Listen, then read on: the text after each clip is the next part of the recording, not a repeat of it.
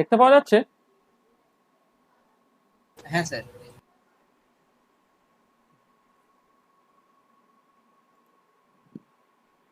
দেখো পরিষ্কার তো? হ্যাঁ স্যার। আচ্ছা, হ্যাঁ, হ্যাঁ স্যার। আচ্ছা, আচ্ছা। দেখো এইটা হচ্ছে, সরি, এইটা হচ্ছে পাওয়ার পয়েন্ট আমার, মানে মানে খুব ভালো করে বানানো ছিল বলে আমি পিপিটিতে পড়াচ্ছি, কিন্তু আজকে হচ্ছে আমি পাওয়ার পয়েন্টে কথা বলতে বলতে এর সাথে সাথে আমি দেখবো অনেক কিছু তোমার লিখবো টিখবো আর কি। হ্যাঁ, মানে আজকে মানে বেসিক্যালি আমি যেটা আলোচনা করব সেটা হচ্ছে ম্যাথামেটিক্স ফর স্ট্যাটিস্টিক্যাল থার্মোডাইনামিক্স। মানে যেটা হয় আর কি, স্ট্যাটিস্টিক্যাল থার্মোডাইনামিক্স একটা নতুন সাবজেক্ট তুমি পড়ছো। এই নতুন সাবজেক্টে তোমার আগের দিনই আমি বলেছিলাম যে তোমার দুটো ইম্পর্টেন্ট ম্যাথামেটিক্যাল কনসেপ্ট তোমার লাগবেই। একটা হচ্ছে স্টার্লিং অ্যাপ্রক্সিমেশন বলে একটা ব্যাপার আছে, আর একটা হচ্ছে ল্যাগ্রাঞ্জেস আনডিটারমাইন্ড মাল্টিপ্লায়ার। মানে এই দুটো তোমার মিনিমাম জানতেই হয়। আচ্ছা, এই দুটো ছাড়াও হচ্ছে যে জিনিসগুলো লাগবে সেটা হচ্ছে এই যে স্ট্যাটিস্টিক্যাল থার্মোডাইনামিক্স মানেই তো, মানে এটা বুঝতেই পারছো, মানে এটার সঙ্গে একটা স্ট্যাটিস্টিক্স, স্ট্যাটিস্টিক্স মানে হচ্ছে প্রবাবিলিটি, সেগুলো ইনভলভ হয়ে আছে। সেই জন্যে এই ম্যাথামেটিক্স ফর স্ট্যাটিস্টিক্যাল থার্মোডাইনামিক্স নিয়ে কথাবার্তা বলার সময় কিন্তু তোমার প্রবাবিলিটি কনসেপ্ট যেটা, সেটা যদিও আমরা ফার্স্ট ইয়ারে কাইনেটিক থিওরি অফ গ্যাস বা এই আগের সেমিস্টারে কোয়ান্টাম মেকানিক্স নিয়ে কথাবার্তা বলতে গিয়ে ডিসক্রিটটা আসলে কম লেগেছে, পার্টিকুলার কন্টিনিউয়াস প্রবাবিলিটি নিয়ে কিছু কথাবার্তা আমরা এমনি বলেছি। সেই প্রবাবিলিটি কনসেপ্ট, তার যে বেসিক রুলসগুলো, সেইগুলো একটু সামারাইজ করে দেওয়ার দরকার আছে। তারপরে যেটা অবশ্যই বললাম যে ল্যাগ্রাঞ্জেস আনডিটারমাইন্ড মাল্টিপ্লায়ার, সেইটা আমাকে আলোচনা করতে হবে। স্টার্লিং অ্যাপ্রক্সিমেশন, সেইটা একটুখানি আলোচনা করতে হবে। আর তারপরে আমি জাস্ট দুটো ইম্পর্টেন্ট ফর্মুলা জাস্ট লিখবো। একটাকে বলা হয় মানে পয়সন সামেশন ফর্মুলা, আর একটা হচ্ছে অয়েলার ম্যাকথনের সামেশন ফর্মুলা। এই দুটো সামেশন ফর্মুলা অ্যাকচুয়ালি তুমি যদি স্ট্যাটিস্টিক্যাল থার্মোডাইনামিক্স থেকে ক্রিটিক্যালি পড়তে চাও, মানে পরবর্তীকালে দেখবে একটা পার্টিশন ফাংশন বলে একটা ব্যাপার আছে। মানে কোয়ান্টাম মেকানিক্সে যেমন ওয়েভ ফাংশন জানলে কোয়ান্টাম মেকানিক্যাল সিস্টেমের আদ্যপান্ত তুমি সেই ওয়েভ ফাংশন থেকে বের করে নিতে পারো, ঠিক একই রকম ভাবে স্ট্যাটিস্টিক্যাল থার্মোডাইনামিক্সে কোন একটা থার্মোডাইনামিক সিস্টেমে যদি তুমি পার্টিশন ফাংশন জানো, তো সেই সিস্টেমের আদ্যপান্ত তুমি পার্টিশন ফাংশন থেকে বের করে নিতে পারো। হ্যাঁ, মানে পার্টিশন ফাংশনের রোলটা স্ট্যাটিস্টিক্যাল থার্মোডাইনামিক্সে, ওয়েভ ফাংশনটা কোয়ান্টাম মেকানিক্সে যে রোল প্লে করে সেরকম। সেখানে যখন পার্টিশন ফাংশনটা কোনো একটা মলিকুলার সিস্টেমে তুমি বের করবে, তখন অ্যাকিউরেটলি বের করতে গেলে না তোমার এই সামেশন থেকে ইন্টিগ্রেশন বা ইন্টিগ্রেশন থেকে সামেশন, এই ট্রান্সফরমেশনটা দরকার পড়ে। এই অয়েলার ম্যাকথন এবং পয়সন সামেশন ফর্মুলা অ্যাকচুয়ালি আমার ওই কাজটাকে করে দেয়, যে তোমার ওই তোমার মানে সামেশন থেকে ইন্টিগ্রেশন বা ইন্টিগ্রেশন থেকে সামেশন এই জায়গাটাকে করতে করে ফেলে। তাহলে আমাদের এই পাঁচটা জিনিস আমরা অ্যাকচুয়ালি কভার করব। একটা হচ্ছে প্রবাবিলিটি কনসেপ্ট নিয়ে আমি জাস্ট একটু কথাবার্তা বলবো। 2 নম্বর হচ্ছে তোমার স্টার্লিং অ্যাপ্রক্সিমেশন নিয়ে আমি কিছু কথাবার্তা বলবো। 3 নম্বর হচ্ছে ল্যাগ্রাঞ্জেস আনডিটারমাইন্ড মাল্টিপ্লায়ার, এইটা নিয়ে কিছু কথাবার্তা বলবো। তারপরে অয়েলার ম্যাকথনের সামেশন ফর্মুলা একটুখানি বলবো, পয়সন সামেশন ফর্মুলা একটুখানি বলবো।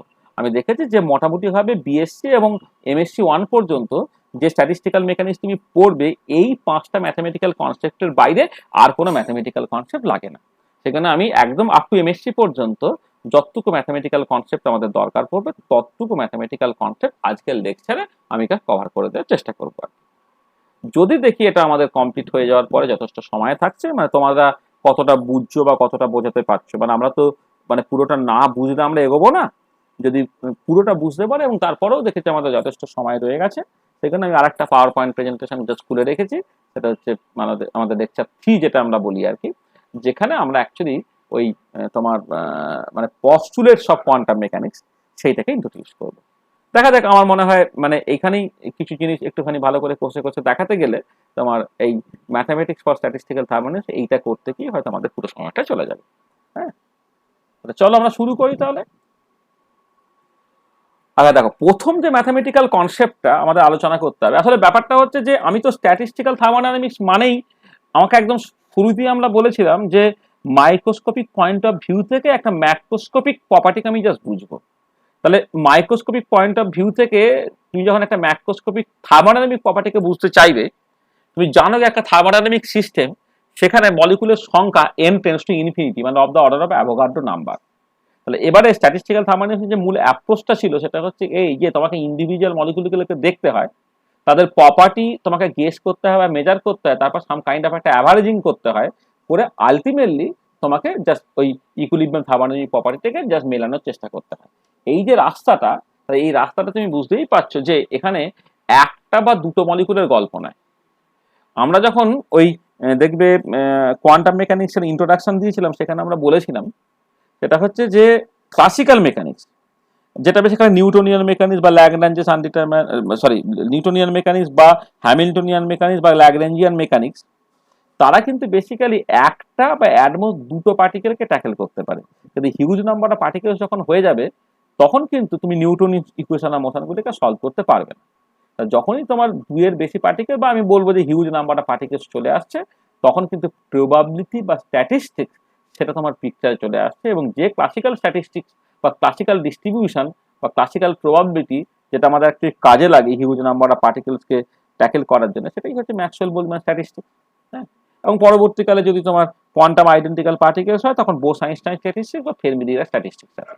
সেখানে স্ট্যাটিস্টিক্স মানেই বেসিক্যালি প্রবাবিলিটি কনসেপ্ট, কারণ প্রবাবিলিটি কনসেপ্টটা সম্বন্ধে তোমার ধারণা পরিষ্কার না হলে তুমি কিন্তু বেশি দূর এগোতে পারবে না। সেটাই আমরা এখানে জাস্ট বলছি যে classical mechanics such as Newton's equation of motion or the Hamiltonian equations of motion or the Lagrange's equation of motion cannot tackle more than two particles. তুমি দেখবে যখন সূর্যকে কেন্দ্র করে পৃথিবী ঘুরছে, সেখানেও কিন্তু তোমার অ্যাকচুয়ালি দুটো মাস পয়েন্টই কনসিডার করা হচ্ছে, দুটোর বেশি দেখবে করা হচ্ছে না। বা তুমি যখন একটা ওয়ান ইলেকট্রন প্রবলেম আলোচনা করছো, সেখানে নিউক্লিয়াস আছে, ইলেকট্রন আছে, সেই টু পার্টিকেল প্রবলেম, মানে দুটোর বেশি পার্টিকেল বা একটা মানে স্প্রিং বা স্প্রিং এর মধ্যে দুদিকে দুটো বল বাঁধা আছে, তাকে জাস্ট অসিলেট করতে দেওয়া হয়েছে লাইক সিম্পল পেন্ডুলাম, সেখানেও তুমি দেখো অ্যাটমোস্ট কিন্তু দুটো পার্টিকেল নিয়ে তুমি কথাবার্তা বলেছো। তুমি দেখো এর আগে যে ধরনের প্রবলেমগুলো তুমি এক্স্যাক্টলি ইউজিং ক্লাসিক্যাল মেকানিক্স তুমি সলভ করেছো, সেখানে কিন্তু পার্টিকেলের সংখ্যা কোনো রকম ভাবেই হচ্ছে, সেখানে কিন্তু পার্টিকেলের সংখ্যা কোনো রকম ভাবেই কিন্তু তোমার দেখো ওই দুটোর বেশি করণীয় আর কি। দুটোর বেশি করণীয় তার কারণটা হচ্ছে দুটোর বেশি পার্টিকেল তুমি সত্যি হ্যান্ডেল করতে পারো না, এই হচ্ছে গল্পটা। সেটাই আমি জাস্ট বলছি যে classical mechanics such as Newton's equation of motion or the Hamiltonian equation of motion or the Lagrange's equation of motion cannot tackle more than two particles. ঠিক আছে, এইটা। আচ্ছা, but statistical thermodynamics deals with thermodynamic system যেখানে huge number of particles আছে of the order of Avogadro number.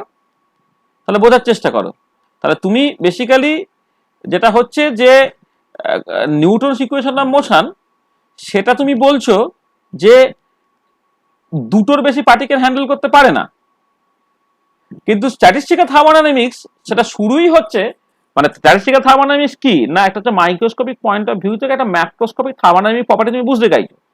তাহলে একটা macroscopic thermodynamic property, সেইটা basically thermodynamic সিস্টেমের সঙ্গে অ্যাসোসিয়েটেড। আর থার্মোডাইনামিক সিস্টেম মানে হচ্ছে মানে তার মলিকুলের সংখ্যা হচ্ছে of the order of Avogadro number. তার মানে পরিষ্কার বোঝা যাচ্ছে যে সরাসরি নিউটনস ইকুয়েশন অফ মোশন বা হ্যামিল্টনের ইকুয়েশন অফ মোশন বা ল্যাগ্রাঞ্জেস ইকুয়েশন অফ মোশন তুমি কিন্তু এই ধরনের থার্মোডাইনামিক সিস্টেমে ইউজ করতে পারবে না। তাহলে উপায়টা কি? উপায়টা হচ্ছে probability and statistics are coming into the picture.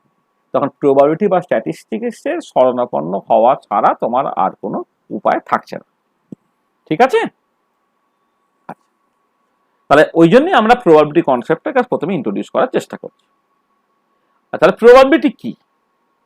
আচ্ছা, প্রবাবিলিটি কি এইটা নিয়ে কথাবার্তা বলতে গেলে প্রথমেই লোকে কয়েন টস করার এক্সাম্পলটা দেয়। তুমি যখন একটা কয়েন টস করো, যদি একটা আনবায়াসড কয়েন হয়, ওই শোলে সিনেমার অমিতাভ বচ্চনের হাতে যে কয়েনটা ছিল সেটা নয়, কিন্তু তোমার যদি একটা আনবায়াসড কয়েন তুমি নাও, তাহলে তার হেড এবং টেল পড়ার সম্ভাবনা হচ্ছে সমান সমান, এটা তুমি জানো।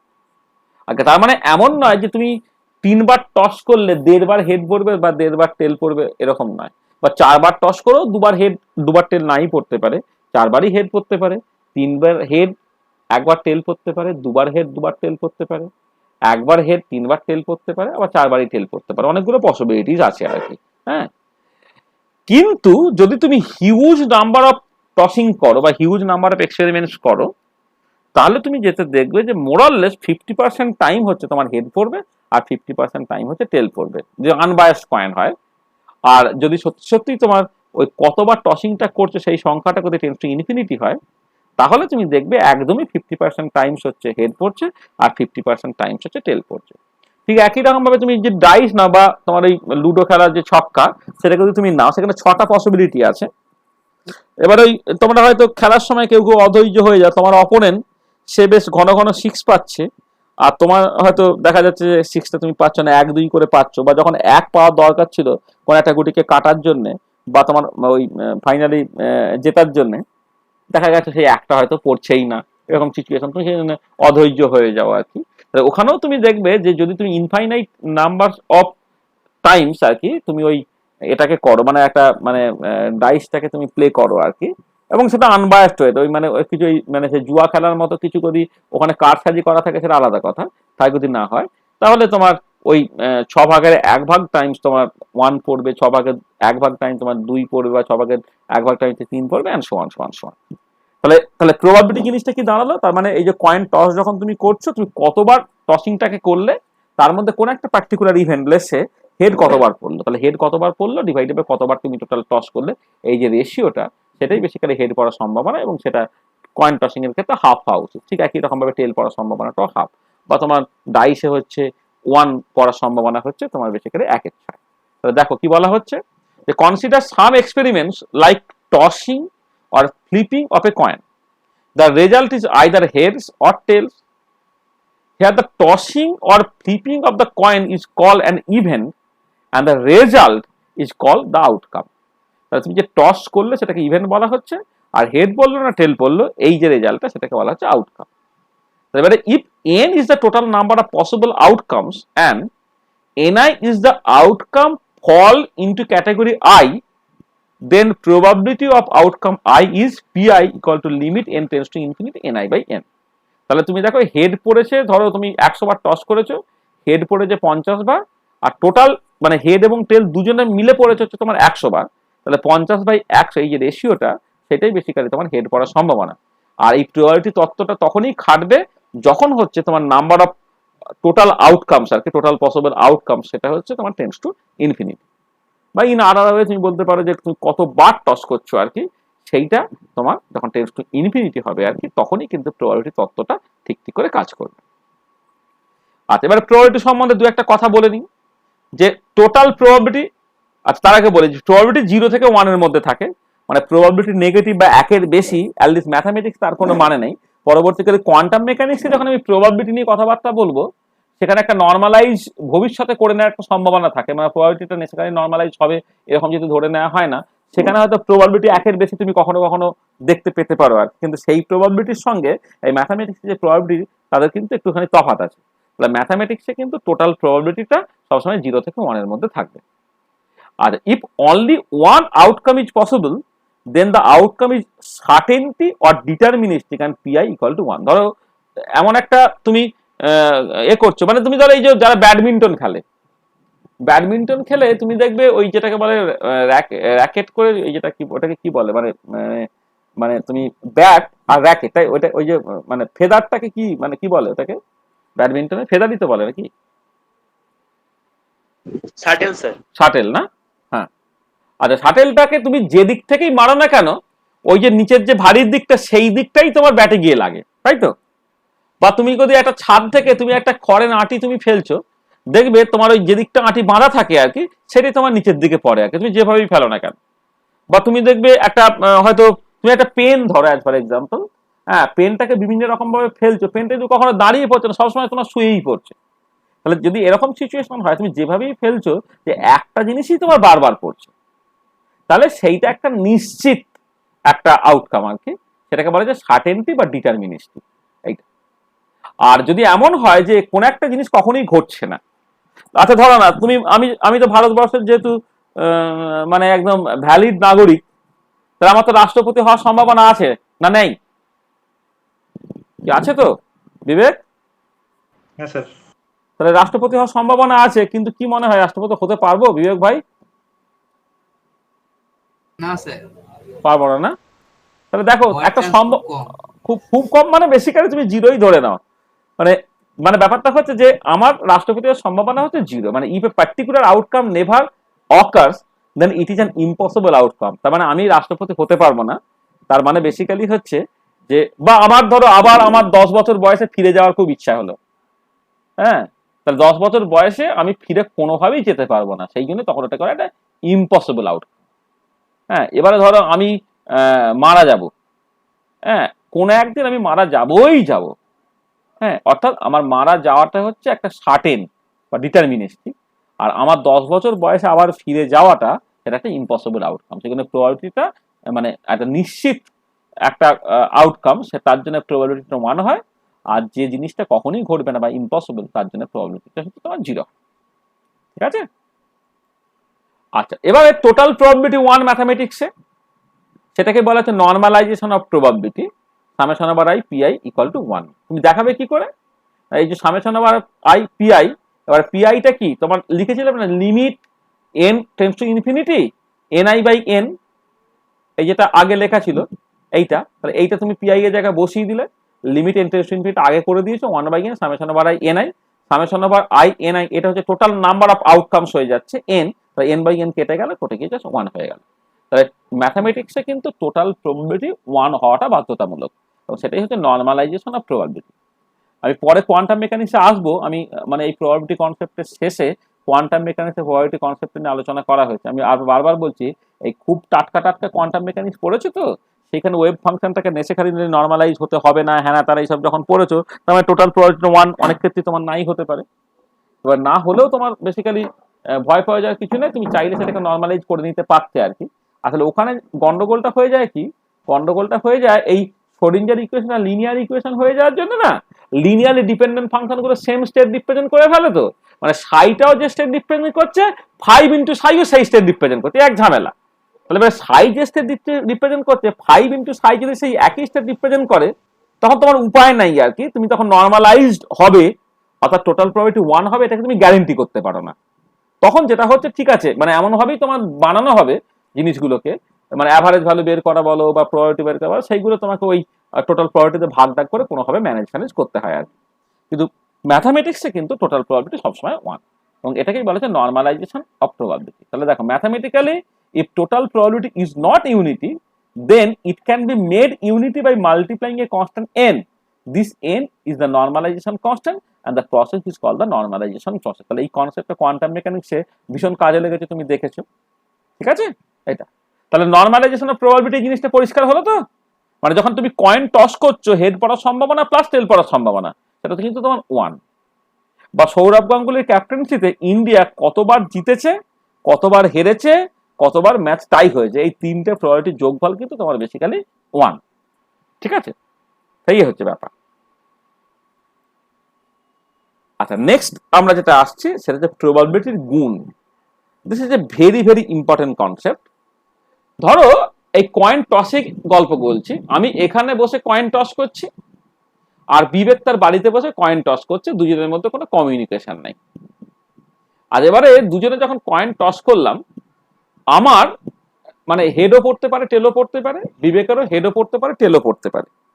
এবারে আমি যদি, তার মানে আমার হেড পড়ার সম্ভাবনা হাফ, টেল পড়ার সম্ভাবনা হাফ, বিবেকেরও আলাদা করে হেড পড়ার সম্ভাবনা হাফ, টেল পড়ার সম্ভাবনা হাফ। এবারে দুজনেই টস করলাম, দুজনে টস করে বললাম যে মানে একটা সম্ভাবনা তুমি বের করো যখন দুজনেরই হেড পড়েছে। তাহলে এবারে বলো তো, যে আমিও টস করছি, বিবেকও টস করছে, আমার হেড পড়ার সম্ভাবনা হাফ, টেল পড়ার সম্ভাবনা হাফ, আমি অলরেডি আলোচনা করেছি। ওরও হেড পড়ার সম্ভাবনা হাফ, টেল পড়ার সম্ভাবনা হাফ। এবার দুজনে যদি একই সাথে আমি টস করে করি এবং দুজনের মধ্যে যদি কোনো কমিউনিকেশন না থাকে, অর্থাৎ দুটো এক্সপেরিমেন্ট যদি পুরোপুরি ইন্ডিপেন্ডেন্ট হয়, তাহলে দুজনেরই হেড পড়েছে, সেই সম্ভাবনা কত হবে? কে বলবে? স্যার 1/4 হবে। আচ্ছা, 1/4টা কি করে এলো দেখো, মানে অ্যাকচুয়ালি গুণে গুণে তুমি দেখতে পারো যে তোমার আমারও হেড ওরও হেড, মানে head head, head tail, tail head, tail tail, এই চারটে সম্ভাবনার মধ্যে আমি হেড হেডটাকে খুঁজে নিচ্ছি, সেটা 1/4 হয়ে যাচ্ছে। আর এটা পাওয়ার আর একটা রাস্তা দেখো, যে আমার হেড পড়ার সম্ভাবনা হাফ, ওরও হেড পড়ার সম্ভাবনা হাফ, এই হাফ আর হাফ গুণ করে দেখো, তোমার বেসিক্যালি 1/4 হয়েছে। ঠিক আছে? তা সেটা হচ্ছে এই, তাহলে if the events are independent, then the probability of occurring ith outcome in the first experiment and jth outcome in the second experiment simultaneously is given as Pij equal to Pi into Pj. এটা পরিষ্কার? ঠিক আছে তো? Sir বুঝে গেছি। এইটা তাহলে this is very very important, যে তোমার যখন ইন্ডিপেন্ডেন্ট দুটো এক্সপেরিমেন্ট হবে, তখন টোটাল প্রবাবিলিটি কিন্তু গুণ হয়ে যায়। ঠিক আছে? আর এবারে আমি এখানে দুটো টার্ম এখানে ইন্ট্রোডিউস করছি। একটা টার্ম হচ্ছে মিউচুয়ালি এক্সক্লুসিভ, আচ্ছা, মিউচুয়ালি এক্সক্লুসিভ মানে হচ্ছে যে এই যে হেড পড়লে টেল পড়বে না, টেল পড়লে হেড পড়বে না। তাহলে এই যে যখন তোমার একাধিক আউটকাম থাকে, তাহলে একটা আউটকাম পড়া মানে অন্য আউটকামটা আর থাকছে না, বা আরেকটা আউটকাম হলে এই আউটকামটা থাকবে না, তখন সেই আউটকাম গুলোকে বলা হবে যে, বা সেই ধরনের মানে রেজাল্ট গুলোকে বলা হয় মিউচুয়ালি এক্সক্লুসিভ। তাহলে দেখো, in case of coin tossing for a particular event, if the outcome is head then tail does not occur, then we say that head and tail are mutually exclusive, or 1 and 2 are mutually exclusive। মানে এখানে মানে head আর টেল, যেমন মানে তোমার 1 আর 2 মানে আমি এখানে বলছি যে যখন কয়েন মানে ডাইস নিয়ে তুমি কথাবার্তা বলবে, ডাইস নিয়ে কথাবার্তা বলে 1 পড়লে কিন্তু 2 পড়বে না, 2 পড়লে কিন্তু 1 পড়বে না, এটা মাথায় রাখবে আর কি। ঠিক আছে, তাহলে এই 1 মানে ডাইসে 1 থেকে 6 তারা মিউচুয়ালি এক্সক্লুসিভ, বা কয়েন টসিং এর ক্ষেত্রে হেড এবং টেল তারা হচ্ছে মিউচুয়ালি এক্সক্লুসিভ। আর একটা কালেকটিভ এক্সজস্টিভ, সেটা হচ্ছে এই যে তুমি যখন কয়েন টস করে হেড এবং টেল এটা ছাড়া আর কিছু পড়ছে না, মানে কয়েনটা দাঁড়িয়ে যাচ্ছে সেটাকে তুমি বাদ দাও যদি, তাহলে হেড আর টেল এই দুটো ছাড়া আর কিছু পড়ছে না, সেই যে দুজনের প্রবাবিলিটি যোগফল 1 হয়ে যাচ্ছে। বা যখন ডাইস নিয়ে তুমি কথাবার্তা বলছো 6টা সম্ভাবনা আছে, এই 6টা সম্ভাবনার বাইরে আর কিছু থাকছে না, তাহলে এই যে 6টা 1 থেকে 6 পর্যন্ত 6টা সম্ভাবনাকে একসাথে বলা হবে কালেকটিভ এক্সজস্টিভ। তাহলে in the coin tossing outcomes head and tail constitute the entire set of possibilities, then we say that head and tail is a collective exhaustive set of outcomes for a coin toss। তাহলে এই দুটো term অনেক ক্ষেত্রে কাজে লাগে, সেখানে এখানে বলে রাখলাম মিউচুয়ালি এক্সক্লুসিভ আর হচ্ছে কালেকটিভ এক্সজস্টিভ। ঠিক আছে? Hello sir. হ্যাঁ বলো বলো। স্যার কালেকটিভ এক্সজস্টিভটা একটু বুঝিয়ে দেবেন? এই যে কালেকটিভ এক্সজস্টিভ মানে হচ্ছে তোমার দ্বারা কয়েন টস যখন তুমি করছো, তোমার আইদার হেড পড়বে না হলে টেল পড়বে, তো তাহলে কি এই হেড এবং টেল এই দুজনের প্রবাবিলিটি যোগফল 1 হয়ে যাচ্ছে। তার মানে কি এর বাইরে আর কিছু পড়ছে না, মানে এরা দুজনে মিলে পুরো সেটটা হয়ে যাচ্ছে, এর বাইরে আর কিছু নেই আর, সেটাকে বলা হচ্ছে কালেকটিভ এক্সজস্টিভ। ঠিক একই রকম ভাবে ধরো তুমি যখন ডাইস নিয়ে খেলছো, তখন 1 আর 6 মানে 1 থেকে 6 পর্যন্ত 6টার মধ্যে যে কোনো একটা তোমায় পড়তেই হবে, তার মানে 6টা পড়ার সম্ভাবনা যোগফল সবসময় তোমার 1 হয়ে যাচ্ছে, এর বাইরে তোমার আর কিছু নেই। সেটাই আমি জাস্ট বলছি যে in a coin tossing outcomes head and tail constitute the entire set of possibilities, then we say that head and tail is a collective exhaustive set of outcomes for a coin toss।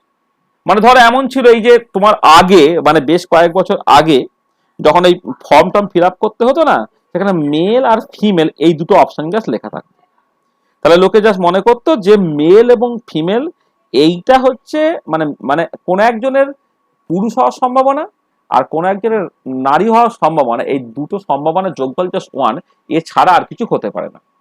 কিন্তু পরবর্তীকালে দেখা গেল যে প্রচুর মানুষ আছে যারা basically তাদেরকে পুরুষের দলেও ফেলা যাচ্ছে না, নারীর দলেও ফেলা যাচ্ছে না, তারা বেসিক্যালি ট্রান্সজেন্ডার। হ্যাঁ, তখন তারা আন্দোলন করে হচ্ছে তোমার একটা আরেকটা মানে থার্ড সেক্স জাস্ট তোমার এলো আর কি। তার মানে এখন কি হয়েছে, এখন অন্তত সংবিধান স্বীকৃত যেটা, সেটা হচ্ছে তোমার ওই মানে মেল ফিমেল আর ট্রান্সজেন্ডার, হ্যাঁ এই তিনটে মানে পুংলিঙ্গ স্ত্রীলিঙ্গ আর হচ্ছে তোমার ওটাকে বলা হয় মানে কি বলে ওটাকে জানো, মানে থার্ড তৃতীয় লিঙ্গ বলা হয় মনে হয়। হ্যাঁ, এই তিনটে যোগফল তোমার হচ্ছে কালেকটিভ এক্সজস্টিভ। ঠিক আছে, যে যদি এর মানে তুমি দুটো নিয়ে মাথামাতি ভাবছো, যেটা হয় কি খেলাতে যে টাইটাকে লোকে ধর্তব্যের মধ্যে রাখে না, ভাবে জিতবে না হলে হারবে, কিন্তু জেতা আর হারা এই দুটো কিন্তু কালেকটিভ এক্সজস্টিভ নয়, জেতা হারা টাই হওয়া এই তিনটে মিলে হচ্ছে তোমার কালেকটিভ এক্সজস্টিভ। ঠিক আছে, বোঝাতে পারলাম? হ্যাঁ স্যার, হ্যাঁ স্যার। মানে স্যার দুইয়ের বেশি হলে তাহলে ওটা মিউচুয়ালি এক্সক্লুসিভ হবে না? না, কেন হবে না? আমি বললাম না যখন তুমি কয়েন টস করছো 1 যখন পড়ছে 2 3 4 5 6 কিছু পড়ছে না, 2 যখন পড়ছে 1 3 4 5 6 পড়ছে না, and so on so on so on. তার মানে কি 1 থেকে 6 সবকটাই হচ্ছে মিউচুয়ালি এক্সক্লুসিভ, মানে একজন যখন পড়ছে বাকিগুলো কোনোভাবেই পড়ছে না। বোঝা গেল? হ্যাঁ স্যার। তাহলে এখন বুঝতে পারছো মিউচুয়াল এক্সক্লুসিভটা এখন পরিষ্কার তো? হ্যাঁ স্যার। এটা আচ্ছা, চলো নেক্সট চলে আসছি যে এই যে প্রবাবিলিটি কনসেপ্ট দিয়ে তুমি অ্যাভারেজ ভ্যালু বের করতে পারো, এগুলো আর নতুন করে বলার কিছু নাই। ধরো আমার মানে আমি ধরো যে এক্সাম্পলটা ইউজুয়ালি দিই বয়সের অ্যাভারেজ আর কি, যে একটা গ্রুপে 30 জন স্টুডেন্ট আছে, অত 15 জন স্টুডেন্ট তাদের হয়তো বয়স 18 বছর করে, 10 জন স্টুডেন্ট তাদের হয়তো বয়স 19 বছর করে, 5 জন স্টুডেন্ট তাদের বয়স হচ্ছে 20 বছর করে। এবার তুমি যখন অ্যাভারেজটাকে ক্যালকুলেট করবে, কি করে করবে না, ওই 15 into 18 plus 10 into 19 plus 5 into 20 এইরকম ভাবে লেখো, তাই তো? মানে তুমি যখন এই আমি যেটা বললাম আর কি, যদি এরকম তোমার সিচুয়েশন হয় যে একটা তোমার ধরো স্টুডেন্ট, টোটাল স্টুডেন্টের সংখ্যা হচ্ছে তোমার 30, তার মধ্যে 15 জন স্টুডেন্ট আছে যাদের বয়স হচ্ছে তোমার 18 বছর করে, 10 জন স্টুডেন্ট আছে যাদের বয়স হচ্ছে তোমার 19 বছর করে, আর ধরো বাকি 5 জন স্টুডেন্ট আছে যাদের বয়স ধরে নাও তোমার 20 বছর করে। এবার তুমি অ্যাভারেজ বয়স যদি বের করো, আমি বয়সটাকে এক্স দিয়ে এক্সপ্রেস করছি আর নাম্বার অফ স্টুডেন্টকে এন দিয়ে এক্সপ্রেস করছি, তা তুমি কিভাবে লিখবে?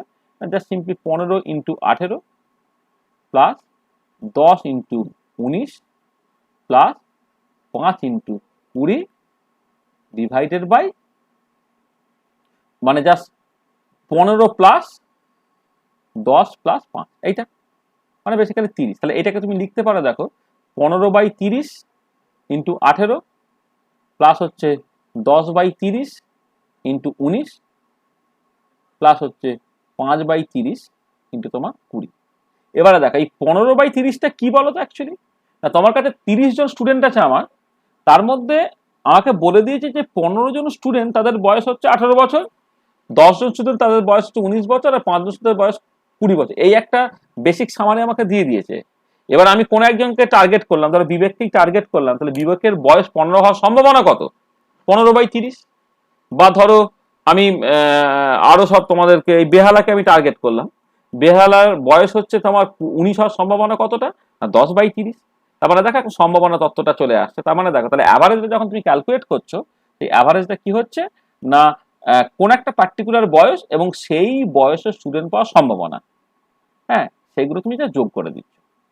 এটাই ম্যাথামেটিক্যালি এইরকম ভাবে বলা হচ্ছে যে যদি তোমার ধরো মানে ওই যে যেমন এখানে বয়স বলেছি আর কি, তাহলে একটা x1 পসিবিলিটিটা সেটা n1 টাইমস যদি আসে, আচ্ছা এখানে x2 হতো, হ্যাঁ, মানে n2 পসিবিলিটি, মানে x2 পসিবিলিটিটা যদি n2 টাইমস তোমার আসে, ঠিক একই রকম ভাবে xi পসিবিলিটি যদি ni টাইমস তোমার আসে, তাহলে এইটাকে যোগ করে তোমাকে n দিয়ে ভাগ করে দিতে হচ্ছে, তোমার summation over i ni xi by n। আচ্ছা এবারে summation over i ni by n, এই ni বাই n টাই তোমার প্রবাবিলিটি, যেমন এই যে 15/30 বা 10/30 বা 5/30 করলাম, তার মানে যে ni বাই n টা তোমার হয়ে গেল pi আর ইনটু x, তার মানে x average summation over i pi xi। তার মানে জাস্ট সামেশন ওভার সমস্ত যে আউটকামস গুলো তুমি লিখছো, মানে সমস্ত মানে কি ডিফারেন্ট টাইপস অফ আউটকামস আর কি, সেটা তুমি লিখছো। এবারে সেই আউটকামটা হওয়ার সম্ভাবনা কতটা ইনটু তার করসপন্ডিং অ্যাসোসিয়েটেড ভ্যালুটা কতটা আর কি, এইটাকে যদি করো তুমি অ্যাভারেজটাকে পেয়ে যেতে পারো। একদম কিছুই না, মানে জাস্ট সিম্পলি যেভাবে একদম ফ্ল্যাট সাদামাটা অ্যাভারেজ তোমার ক্যালকুলেট করে, সেইটাকে একটু প্রবাবিলিটির টার্মসে তুমি চাইলে লিখতে পারো, আর কিছু। তো বোঝা গেল যে এক্স অ্যাভারেজটা কিভাবে summation over i pi xi ফর্মে লেখা গেল, ঠিক আছে? হ্যাঁ স্যার ঠিক আছে। আচ্ছা ঠিক একই রকম ভাবে এক্স স্কোয়ার অ্যাভারেজ যদি তুমি ক্যালকুলেট করো, এক্স স্কোয়ার অ্যাভারেজটা দেখো তোমার ওই summation over i pi xi এর স্কোয়ার, মানে তাহলে যার অ্যাভারেজ তুমি ক্যালকুলেট করছো,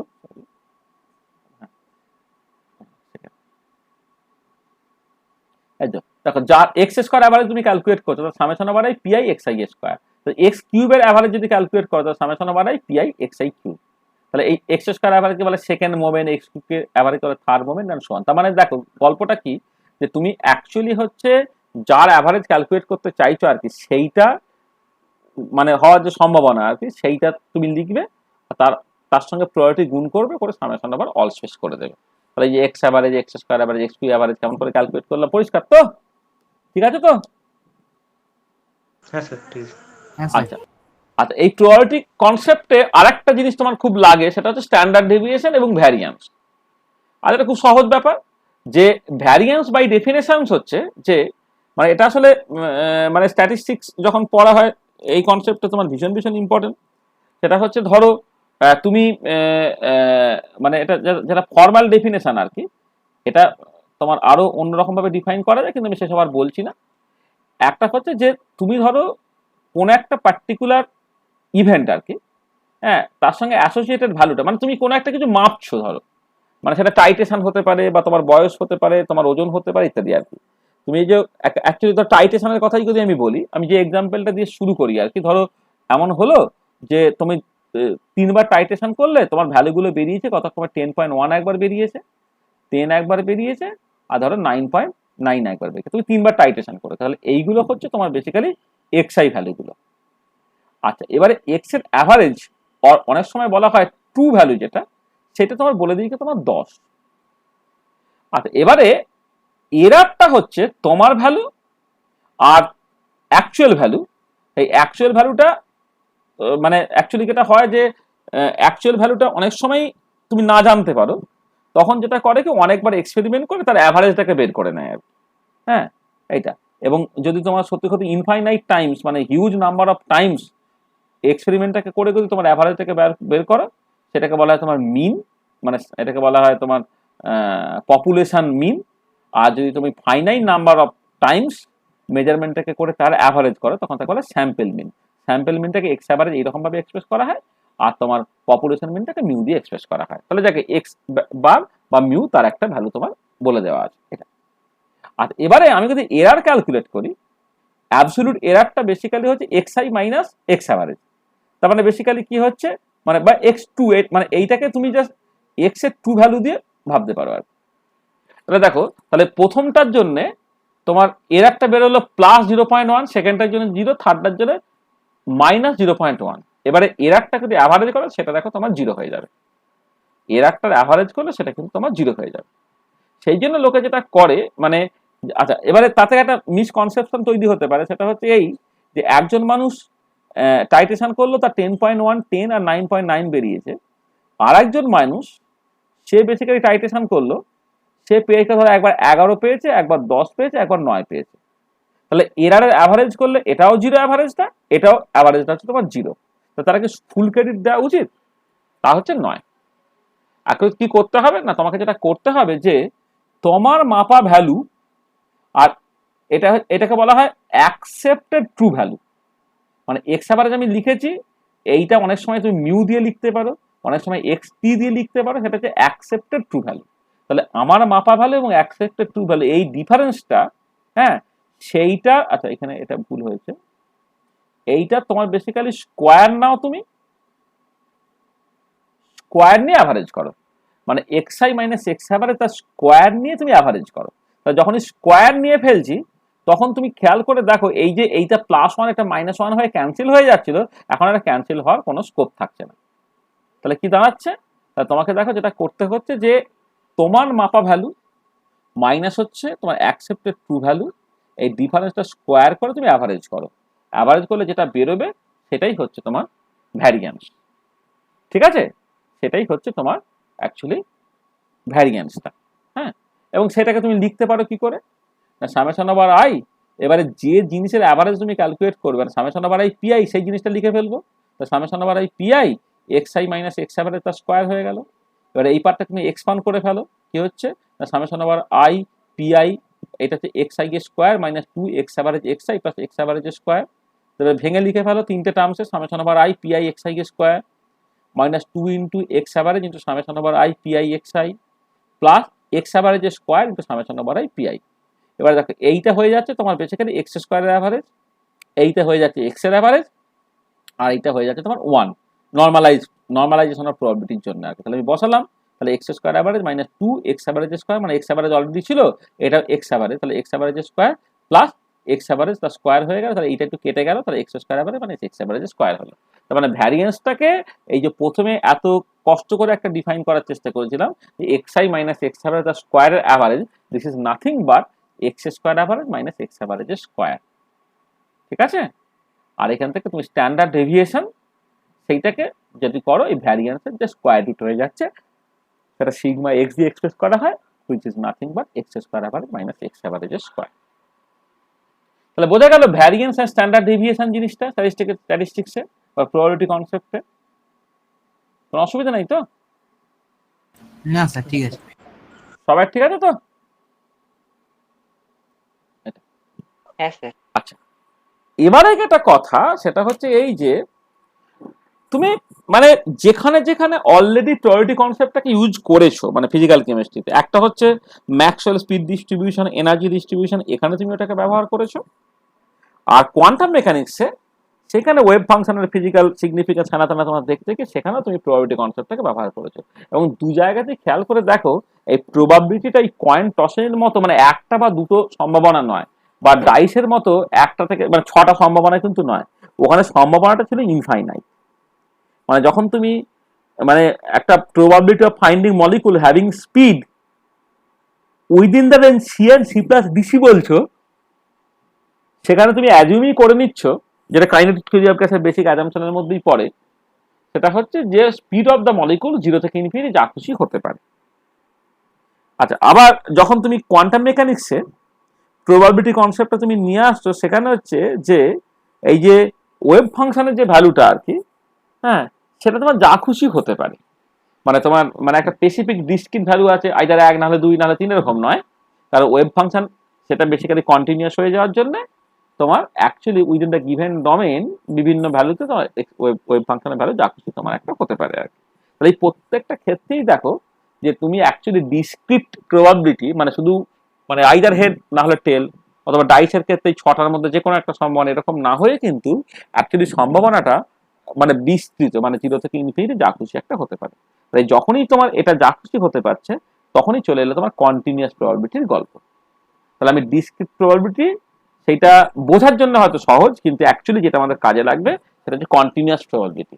আর এবার ডিসক্রিট প্রবাবিলিটিতে যেখানে আমি সামেশন লিখেছিলাম, কন্টিনিউয়াস প্রবাবিলিটিতে আমাকে কিন্তু সেটা ইন্টিগ্রেশন হিসেবে লিখতে হবে। মানে আগের ক্ষেত্রে এই যে তোমার কোন একটা আউটকাম, সেটাকে আমি এক্স আই মানে x1 বা x2 বা x3 এরকম 2-3টে পসিবিলিটি দিয়ে লিখছিলাম। এক্ষেত্রে কিন্তু যে ওই এক্স এর যে ভ্যালুটা, এক্স এর ভ্যালুটা কিন্তু কন্টিনিউয়াসলি যা খুশি তোমার হতে পারে, সেখানে সামেশনটা তোমার অ্যাকচুয়ালি ইন্টিগ্রেশনে কনভার্টেড হয়ে যাবে। তাহলে সেই কন্টিনিউয়াস প্রবাবিলিটি নিয়ে 2-4টে কথাবার্তা একটু বলে নিই। দেখো, বলা হচ্ছে the probability concept introduced অ্যাভাব involves a discrete variable which assumes only a limited number of specific values. In other words, the sample space is finite. মানে যে হেড টেল দুটো মিলে স্যাম্পল স্পেসটা তৈরি হচ্ছে। বা কয়েন টসের ক্ষেত্রে 1 2 3 4 5 6 6টা নিয়ে তোমার স্যাম্পল স্পেসটা তৈরি হচ্ছে। But in many of our physical and chemical problems, the variables are continuous that can assume any value within a limit. This leads to the concept of continuous probability. যেমন আমি যে এক্সাম্পলই দিলাম যে স্পিড ডিস্ট্রিবিউশন বা energy distribution বা এদিকে তোমার quantum mechanics wave function, সেখান থেকে প্রবাবিলিটি ডিস্ট্রিবিউশন, সবগুলো কিন্তু ইউজুয়ালি কন্টিনিউয়াস। তখন বলা হচ্ছে কন্টিনিউয়াস প্রবাবিলিটিকে ডিফাইন করা হচ্ছে এইরকম ভাবে যে probability that some quantity say position of a particle lies within the range x and x plus dx is given by probability x থেকে এক্স প্লাস ডিএক্স হচ্ছে পিএক্স ডিএক্স, এইরকম ভাবে তুমি লিখছো। যেমন ধরো probability of finding molecule having speed within the range c and c plus dc, তুমি কি লিখছো পিসি ডিসি, এইরকম ভাবে এক্সপ্রেস করছো। তাহলে কি হলো না, probability of finding molecule within the region x and x plus dx, সেটা হচ্ছে তোমার পিএক্স ডিএক্স। ঠিক আছে, যেমন পিসি ডিসি। আচ্ছা, এবারে তোমাকে যদি প্রবাবিলিটি এ থেকে বি এর মধ্যে বের করতে হয়, তাহলে কি করতে হবে, পিএক্স ডিএক্সটাকে তুমি ইন্টিগ্রেট করবে এ থেকে বি পর্যন্ত। মানে তোমার জিনিসটা কন্টিনিউয়াসলি ডিস্ট্রিবিউটেড আছে। যেমন ধরো আমি পার্টিকুলার বক্সের ক্ষেত্রে ওয়েভ ফাংশন পেয়েছি, তো ওয়েভ ফাংশন পাওয়ার পর তার প্রবাবিলিটি ডেনসিটি, যে পিএক্সটাকে বলা হয় প্রবাবিলিটি ডেনসিটি। মানে আসলে এর আগে প্রবাবিলিটি লিখলাম, তো যদি এক্সটাকে তো ডিএক্সটা তুমি 1 ধরে নিতে, তাহলে যে প্রবাবিলিটিটা সেটাই বেসিক্যালি পিএক্স হতো। তাহলে পার ইউনিট লেন্থে যে প্রবাবিলিটি, এটা 1 ডাইমেনশন বলে পার ইউনিট লেন্থ, 2 ডাইমেনশন হলে পার ইউনিট এরিয়া, 3 ডাইমেনশন হলে পার ইউনিট ভলিউম, যে প্রবাবিলিটি সেটাকে বলে প্রবাবিলিটি ডেনসিটি। এখানে পিএক্সটা হচ্ছে প্রবাবিলিটি ডেনসিটি। তা তুমি খেয়াল করে দেখো পার্টিকুলার বক্সের ক্ষেত্রে তুমি অ্যাকচুয়ালি, আমি এটা পরে ভালো করে আলোচনা করবো, কেননা probability concept in quantum mechanics সেটা আমার ভালো করে সিলেবাসে আছে, মানে আমরা পড়াবো আর কি। সেটা হচ্ছে যে সাই এক্স মডিউলাস স্কোয়ার, এইটা বেসিক্যালি প্রবাবিলিটি ডেনসিটি দিচ্ছে, এইটার সঙ্গে যদি কম্পেয়ার করো দিস ইজ নাথিং বাট তোমার পিএক্স। আর এবার পার্টিকুলার বক্সের ক্ষেত্রে তুমি ধরো লেসে 0 থেকে এল, হ্যাঁ, বা কেউ মাঝামাঝি কোনো একটা জায়গা থেকে 0 থেকে এল, এই যে psi x modulus square dx, this is equivalent to কি ইন্টিগ্রাল 0 থেকে এল পিএক্স ডিএক্স। এইটা তাহলে এইটা কি হচ্ছে 0 থেকে এল এর মধ্যে টোটাল প্রবাবিলিটি তোমার দিয়ে দিচ্ছে। ঠিক একই রকম ভাবে 0 থেকে এল আমি পার্টিকুলার বক্সের ক্ষেত্রে ব্যবহার করেছি। তুমি চাইলে হয়তো L/2 থেকে মানে L/3 থেকে L/6 পর্যন্ত তুমি করতে পারো, L/3 থেকে L/2 পর্যন্ত তুমি করতে পারতে, হ্যাঁ এগুলো করতে পারতে, বা L/4 থেকে L/2 পর্যন্ত করতে পারতে, যা কিছু করতে পারতে। তো এখানেও তাই যে এ থেকে বি পর্যন্ত তুমি যদি টোটাল প্রবাবিলিটিটা বের করতে চাও তাহলে পিএক্স ডিএক্স তো ইন্টিগ্রেট করতে হবে এখন এ থেকে বি। আর যদি আমার বলে দেওয়া থাকে যে তোমার টোটাল স্পেসটা মানে ডোমেইনটা যদি বলে দেওয়া থাকে, হ্যাঁ মানে ধরো ওয়ান ডাইমেনশন হয়তো সেটা মাইনাস ইনফিনিটি থেকে প্লাস ইনফিনিটি, তাহলে এ থেকে বিটা যদি মাইনাস ইনফিনিটি থেকে প্লাস ইনফিনিটি করতাম তাহলে সেটা টোটাল প্রবাবিলিটি রিপ্রেজেন্ট করতো ম্যাথামেটিক্যালি, সেটা হচ্ছে 1। বা এই পার্টিকুলার কেসেও তাই যে যদি বক্স লেন্থ আমার এল হয়ে যায় তাহলে ইন্টিগ্রাল 0 থেকে এল যদি আমি করে দিই এই ভ্যালুটা অ্যাকচুয়ালি তোমার 1 বেরোবে, সেটাই হচ্ছে তোমার নর্মালাইজেশন অফ প্রবাবিলিটি। তাহলে যখন নর্মালাইজেশন অফ প্রবাবিলিটি তুমি দেখবে integral over all space px dx equal to 1। ঠিক আছে। আচ্ছা, আর যে কোনো একটা কোয়ান্টিটি যদি অ্যাভারেজ তোমাকে ক্যালকুলেট করতে হয় অবশ্যই যেহেতু প্রবাবিলিটিটা এক্স এর ফাংশন, তাহলে ঠিক একই রকম ভাবে তোমার যে কোয়ান্টিটিটা অ্যাভারেজ তোমাকে ক্যালকুলেট করতে হবে সেটা এখানে এক্স এর ফাংশন হয়। তা যদি হয় তাহলে এক্স এফ এর অ্যাভারেজ বের করা মানে হচ্ছে ইন্টিগ্রাল ওভার অল স্পেস, যার অ্যাভারেজ বের করছি সেইটাকে লিখবো ইনটু পিএক্স ডিএক্স লিখবো। তুমি দেখো এটা ক্লাসিক্যালি সবসময় এটাকে করতে হয়, কারণ আমি যখন ম্যাক্সওয়েল স্পিড ডিস্ট্রিবিউশনটা দেখেছি যখন তোমাকে সি অ্যাভারেজ ক্যালকুলেট করতে বলে তুমি কি লিখেছো ইন্টিগ্রাল 0 থেকে ইনফিনিটি সি পিসিডিসি। তো যখন সি স্কোয়ার অ্যাভারেজ বের করতে দিয়েছে বা টোটাল মানে কাইনেটিক এনার্জি অ্যাভারেজ বের করতে দিয়েছে তুমি কি লিখেছো হাফ এম সি স্কোয়ার পিসিডিসি, যেখানে ইন্টিগ্রেশনটা 0 থেকে ইনফিনিটি পর্যন্ত। তবে এটা স্ট্যান্ডার্ড প্র্যাকটিস, এটা তুমি অলরেডি জানো, কিন্তু এখানে যেহেতু আমি স্ট্যাটিস্টিক্যাল মেকানিক্সের যে অঙ্কগুলো লাগে আমাকে পড়াচ্ছে সেখানে এটা আমি একটু কমপ্লিট করে দিলাম। ঠিক আছে, তাহলে কন্টিনিউয়াস প্রবাবিলিটি তুমি বুঝে গেলে তার ডেফিনেশনটা। এবারে তোমার মানে একটা এ থেকে বি তার মধ্যে পাওয়ার সম্ভাবনা যেটা সেটা তুমি ইন্টিগ্রাল এ থেকে বি পিএক্স দিয়ে সেইভাবে লিখবে।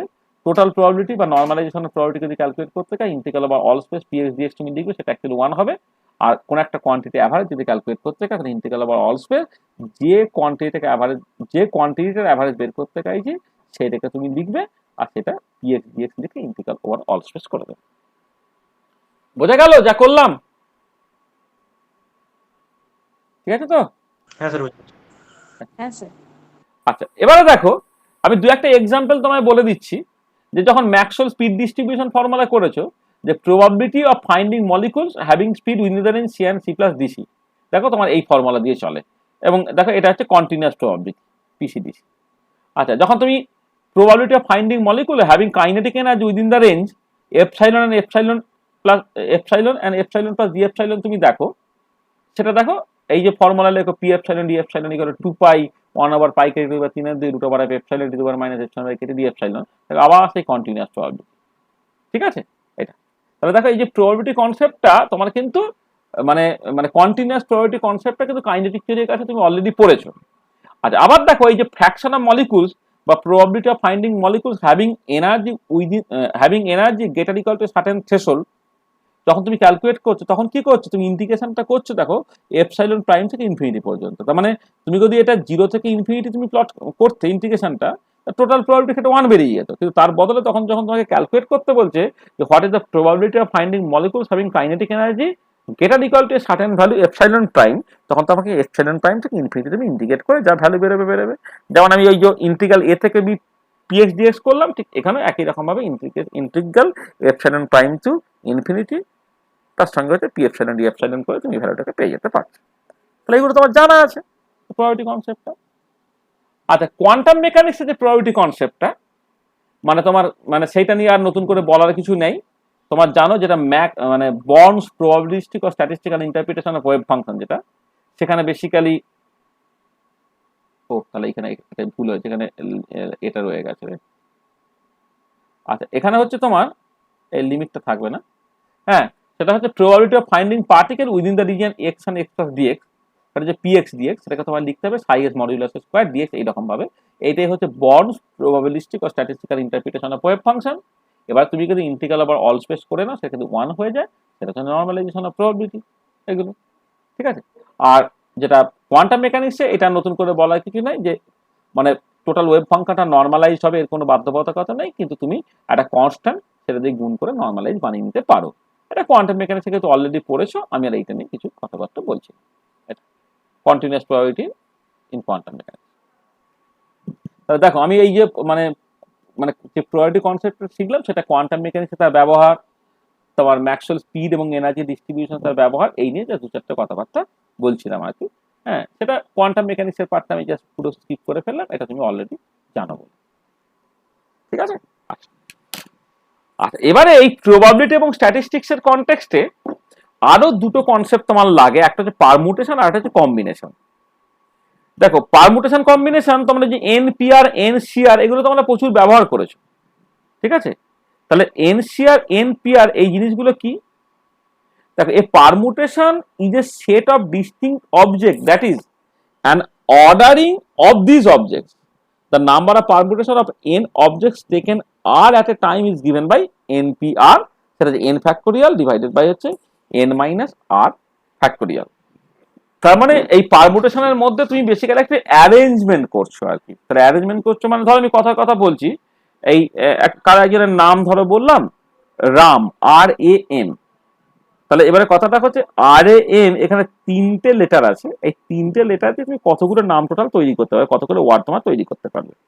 বা অনেক সময় যেটা হয়, ধরো আমার নাম হয়তো আমি লিখলাম এন এ বি এ, এখানে এটা দুবার আছে, তাহলে এবার তোমাকে যদি বলা হয় যে তুমি এই এই এন এ বি এ এই যে চারটে লেটার দিয়ে তুমি টোটাল কতগুলো হচ্ছে, মানে কত রকম ভাবে সেটাকে সাজাতে পারবে, তাহলে সেগুলো সব পারমুটেশনের কোশ্চেন।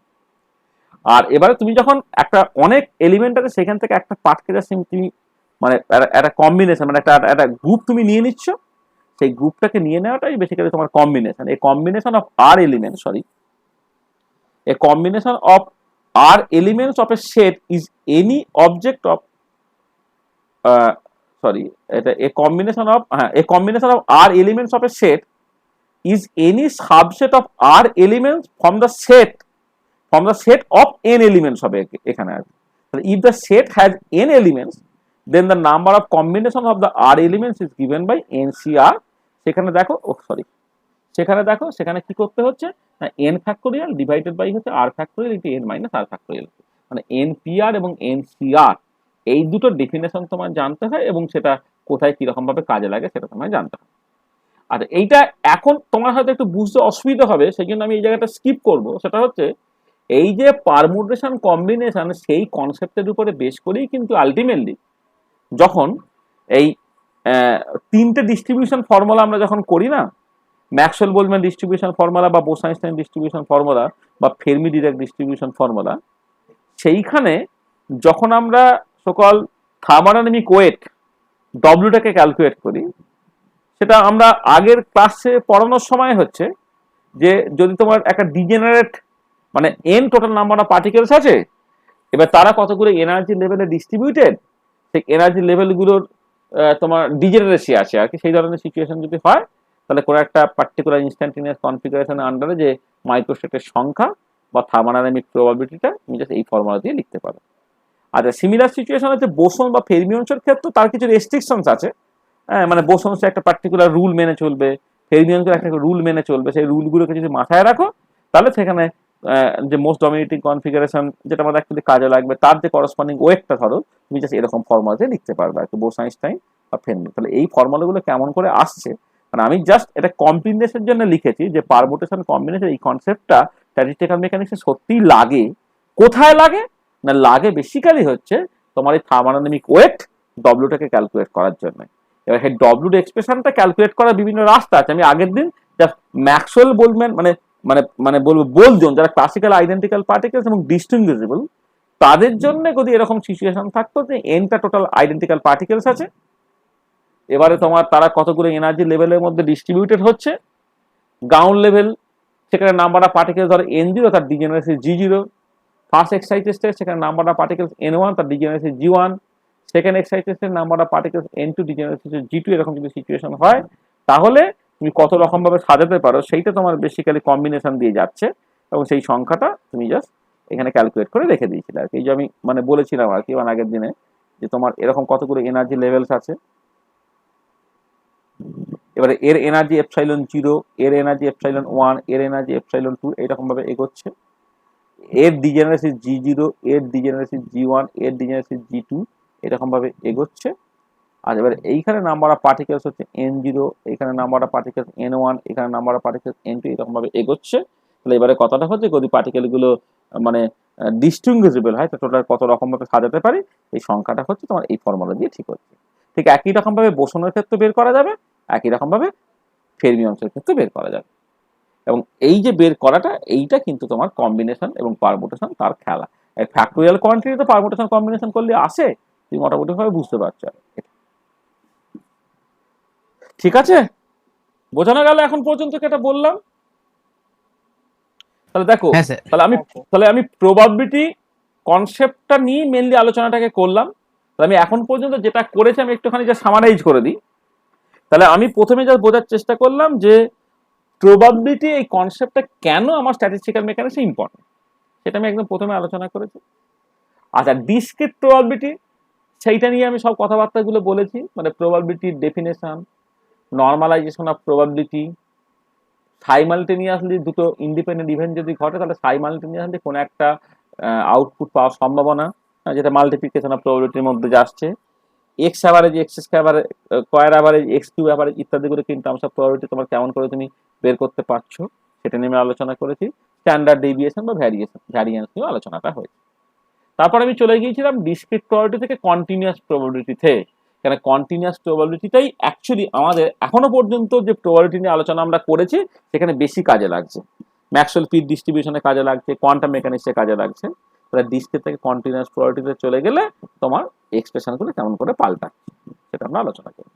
আর একটা জিনিস যেটা আমাদের মানে সেটা ওই মানে প্রবাবিলিটির সঙ্গে অ্যাসোসিয়েটেড বলে আমি জাস্ট বললাম যে পারমুটেশন এবং কম্বিনেশন, কম্বিনেটরিক্সটা কি, সেটাও কিন্তু স্ট্যাটিস্টিক্যাল মেকানিক্স অনেক ক্ষেত্রে কাজে লাগবে। কারণ দেখো এই ম্যাক্সওয়েল বোলজম্যান ডিস্ট্রিবিউশন ফর্মুলা মানে হচ্ছে তোমাকে বেসিক্যালি n0, n1, n2 ইত্যাদিগুলোকে বের করে যখন এই ডব্লিউটা ম্যাক্সিমাম হবে। সিমিলারলি বোস-আইনস্টাইন ডিস্ট্রিবিউশন, সিমিলারলি হচ্ছে ফের্মি-ডিরাক ডিস্ট্রিবিউশন ফর্মুলা। কিন্তু এই তিনটে ডিস্ট্রিবিউশন ফর্মুলা ডেরিভেশন যে জায়গা থেকে স্টার্ট করছে সেই স্টার্টিং পয়েন্টটা হচ্ছে থার্মোডাইনামিক ওয়েটের এক্সপ্রেশন। আর থার্মোডাইনামিক ওয়েটের এক্সপ্রেশনটা বের করতে গেলে কিন্তু তোমার পারমুটেশন এবং কম্বিনেশনের বেসিক যে রুলসগুলো সেই রুলসগুলো তোমার জানতে হবে। তাহলে 1 মিনিট নয় মানে 30 সেকেন্ড একটুখানি পজ নেওয়া যাক। তাহলে তুমি বলো যে এখন পর্যন্ত যেটা করেছি তাতে কোথাও কারো কোনো কোশ্চেন বা ডাউটস বা কমেন্টস ইত্যাদি যদি থাকে একটু বলেন। নেক্সট আমরা সেকেন্ড যে টপিকটা স্টার্লিং অ্যাপ্রক্সিমেশন সেটাতে ঢুকবো। স্যার, হ্যাঁ বলো। বলছি যে কোয়ান্টাম আইডেন্টিক্যাল পার্টিকেলের ক্ষেত্রে তো সবকিছুই মানে পার্টিকেল তো সবাই ইনডিস্টিংগুইশেবল, হ্যাঁ। তাহলে মানে ওখানে পারমুটেশন কম্বিনেশন কেন করব? হ্যাঁ সেটাই তো, প্রচুর গল্প আছে। মানে তুমি আসলে দেখবে যে তোমার তখন না এই মানে তারা অনেক রুল মেনে চলে, মানে যারা কোয়ান্টাম আইডেন্টিক্যাল পার্টিকেল তারা ইনডিস্টিংগুইশেবল, কিন্তু মজার যেটা হচ্ছে যে তাদের ক্ষেত্রে না কিছু রুলস আছে। ধরো কথার কথা বলছি যে কোয়ান্টাম আইডেন্টিক্যাল পার্টিকেল তারা ইনডিস্টিংগুইশেবল, তবে আমি কথার কথা বলছি 3টে পার্টিকেল আছে। হ্যাঁ, এবারে বলা হয়েছে যে তোমার এরকম কিন্তু লেভেল আছে তো হিউজ। মানে আমি জাস্ট তোমাকে এইরকম ভাবে বলি, ধরো এই তো আগের যে এক্সাম্পলটা আছে, মানে আগের ছবিটা আঁকা আছে আর এখানে নতুন করে ছবি আঁকছি না। ধরো তোমার মানে প্রচুর এনার্জি লেভেলস তো আছে, প্রচুর এনার্জি লেভেলস আছে, প্রত্যেকটা লেভেলের ডিজেনারেসি আছে। হ্যাঁ, এবারে তোমাকে বলেছে যে একটা বক্সে একটার বেশি পার্টিকেল থাকবে না, মানে একটা কোয়ান্টাম স্টেটে একটার বেশি পার্টিকেল থাকবে না। এবার তোমাকে 5টা পার্টিকেল দেওয়া হয়েছে, তুমি 5টা পার্টিকেলকে কি তুমি মাত্র একরকম ভাবে সাজাতে পারবে? তুমি তো অনেক রকম ভাবে সাজাতে পারবে, তাই না? এটা তোমায় বুঝতে হবে আর কি। ঠিক আছে, মানে আমি যেটা বলছি যে দেখো, ধরো আমি একটা এক্সাম্পল দিই, একটুখানি তোমার লিখলে হয়তো তোমার সুবিধা হবে। ধরো তোমার সিম্পলি মানে আমি ফেরমিয়ন্সের এক্সাম্পল, ধরো একটা ডি অরবিটাল আছে,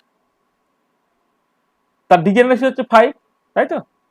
এবারে কিছু রুলস আছে, সেই রুলস মেনে তোমার একটা D2 সিস্টেম, দুটো ইলেকট্রন ধরো, তা দুটো ইলেকট্রনকে এই যে তোমার এই 5টা বক্সে তুমি সাজাবে, সেই সাজানো কি সবসময় একটা হবে? কি মনে হয়? না, তাহলে কি হতে পারে, তোমার এইখানে একটা পার্টিকেল, এখানে একটা পার্টিকেল থাকতে পারে, এইখানে একটা থাকতে পারে, এইখানে একটা, এরকম ভাবে অনেক পসিবিলিটি, তাই তো? তাহলে এবারে তুমি যদি মানে মানে আমি বেসিক্যালি এখানে কি হচ্ছে, তুমি যদি সেইভাবে দেখো না, 5C2 এই এতগুলো পসিবিলিটি থাকবে। হ্যাঁ, মানে 5C2 বললে ভুল হবে, অ্যাকচুয়ালি আবার আপে হতে পারে, ডাউনও হতে পারে, তার মানে 10C2 পসিবিলিটি থাকবে। এখানে তুমি দেখবে যদি সাজাও না, বাড়িতে করবে, করিয়ে দেখবে তোমার পসিবিলিটি হয়ে যাবে হচ্ছে 10C2। তার মানে কোন একটা ইলেকট্রন আপ স্পিনে থাকতে পারে, ডাউন স্পিনে থাকতে পারে। তাহলে এবারে 5টা যদি এরকম ঘর থাকে, তাহলে যে কোনো একটা ইলেকট্রন 10 রকমের কোন একটা রকম ভাবে তুমি সাজাতে পারছো। এইরকম ভাবে সাজানোর যে সংখ্যাটা সেটা হয়ে যাবে দেখবে 10C2। আর 10C2 মানে কত? 45। মানে বুঝতে পারছো সংখ্যাটা কত বেশি হয়ে যাচ্ছে? হ্যাঁ, তার মানে ওই যে তোমার একটা ইনডিস্টিংগুইজেবল মানেই হচ্ছে তোমার সাজানোর স্কোপ নেই সেরকম নয়, ঠিক আছে? তাও ফেরমিয়ন্স বলে তুমি জাস্ট মানে দুটো ইলেকট্রনকে একই ঘরে দুটোকেই আপস্পিনে রাখতে পারো না, কিন্তু যদি বোসনস হয় তখন এই ধরনের রেস্ট্রিকশন থাকছে না যে একটা কোয়ান্টাম স্টেটে একটার বেশি পার্টিকেল থাকতে পারবে না, সেই রেস্ট্রিকশন থাকছে না। তখন হচ্ছে ডব্লুর জন্য সাজানোর সংখ্যাটা পাল্টাবে। আর যখন ক্লাসিক্যাল আইডেন্টিক্যাল পার্টিকেল যাদের ক্ষেত্রে এরকম কোনো রুলই নেই আর কি, তার ক্ষেত্রে সংখ্যাটা আরো অন্যরকম হবে, ঠিক আছে? তাহলে আমরা যখন তিনটে ডিস্ট্রিবিউশন ফর্মুলা সেপারেটলি করব, আমরা নেক্সট ক্লাসের পরের ক্লাসে আর কি ম্যাক্সওয়েল বোলম্যান ডিস্ট্রিবিউশন ফর্মুলা করব। তারপরে হচ্ছে পরবর্তীকালে যদি সিলেবাসে নাই, বি এবং এফডিটা সিলেবাসে নাই, কিন্তু আমরা ওই নেটের সিলেবাসটাকে মাথায় রেখে হচ্ছে বোস-আইনস্টাইন এবং ফেরমি-ডিরাক ডিস্ট্রিবিউশন ফর্মুলাগুলো আমরা ডিরাইভ করে নেবো আর কি। তখন এই ডব্লিউর এক্সপ্রেশনগুলোকে বের করবো, তখন তুমি বুঝতে পারবে। মানে এটা জাস্ট আমি মানে এখানে এগুলো কাজে লাগবে এই জায়গায় সেটাকে পয়েন্ট আউট করার জন্য এটা আমি লিখেছি। এবারে কি করে ডব্লিউর এক্সপ্রেশন এলো বা বির এক্সপ্রেশন এলো বা এফডির এক্সপ্রেশন এলো সেইটা তো আমাদের পরে আলোচনা হবে, সেটা নিয়ে তো স্ট্যাটিস্টিক্যাল মেকানিক্স চলবে। বোঝানো গেছে? ঠিক আছে, হ্যাঁ স্যার, বুঝতে পেরেছি। আচ্ছা, আর কারো কিছু অসুবিধা আছে?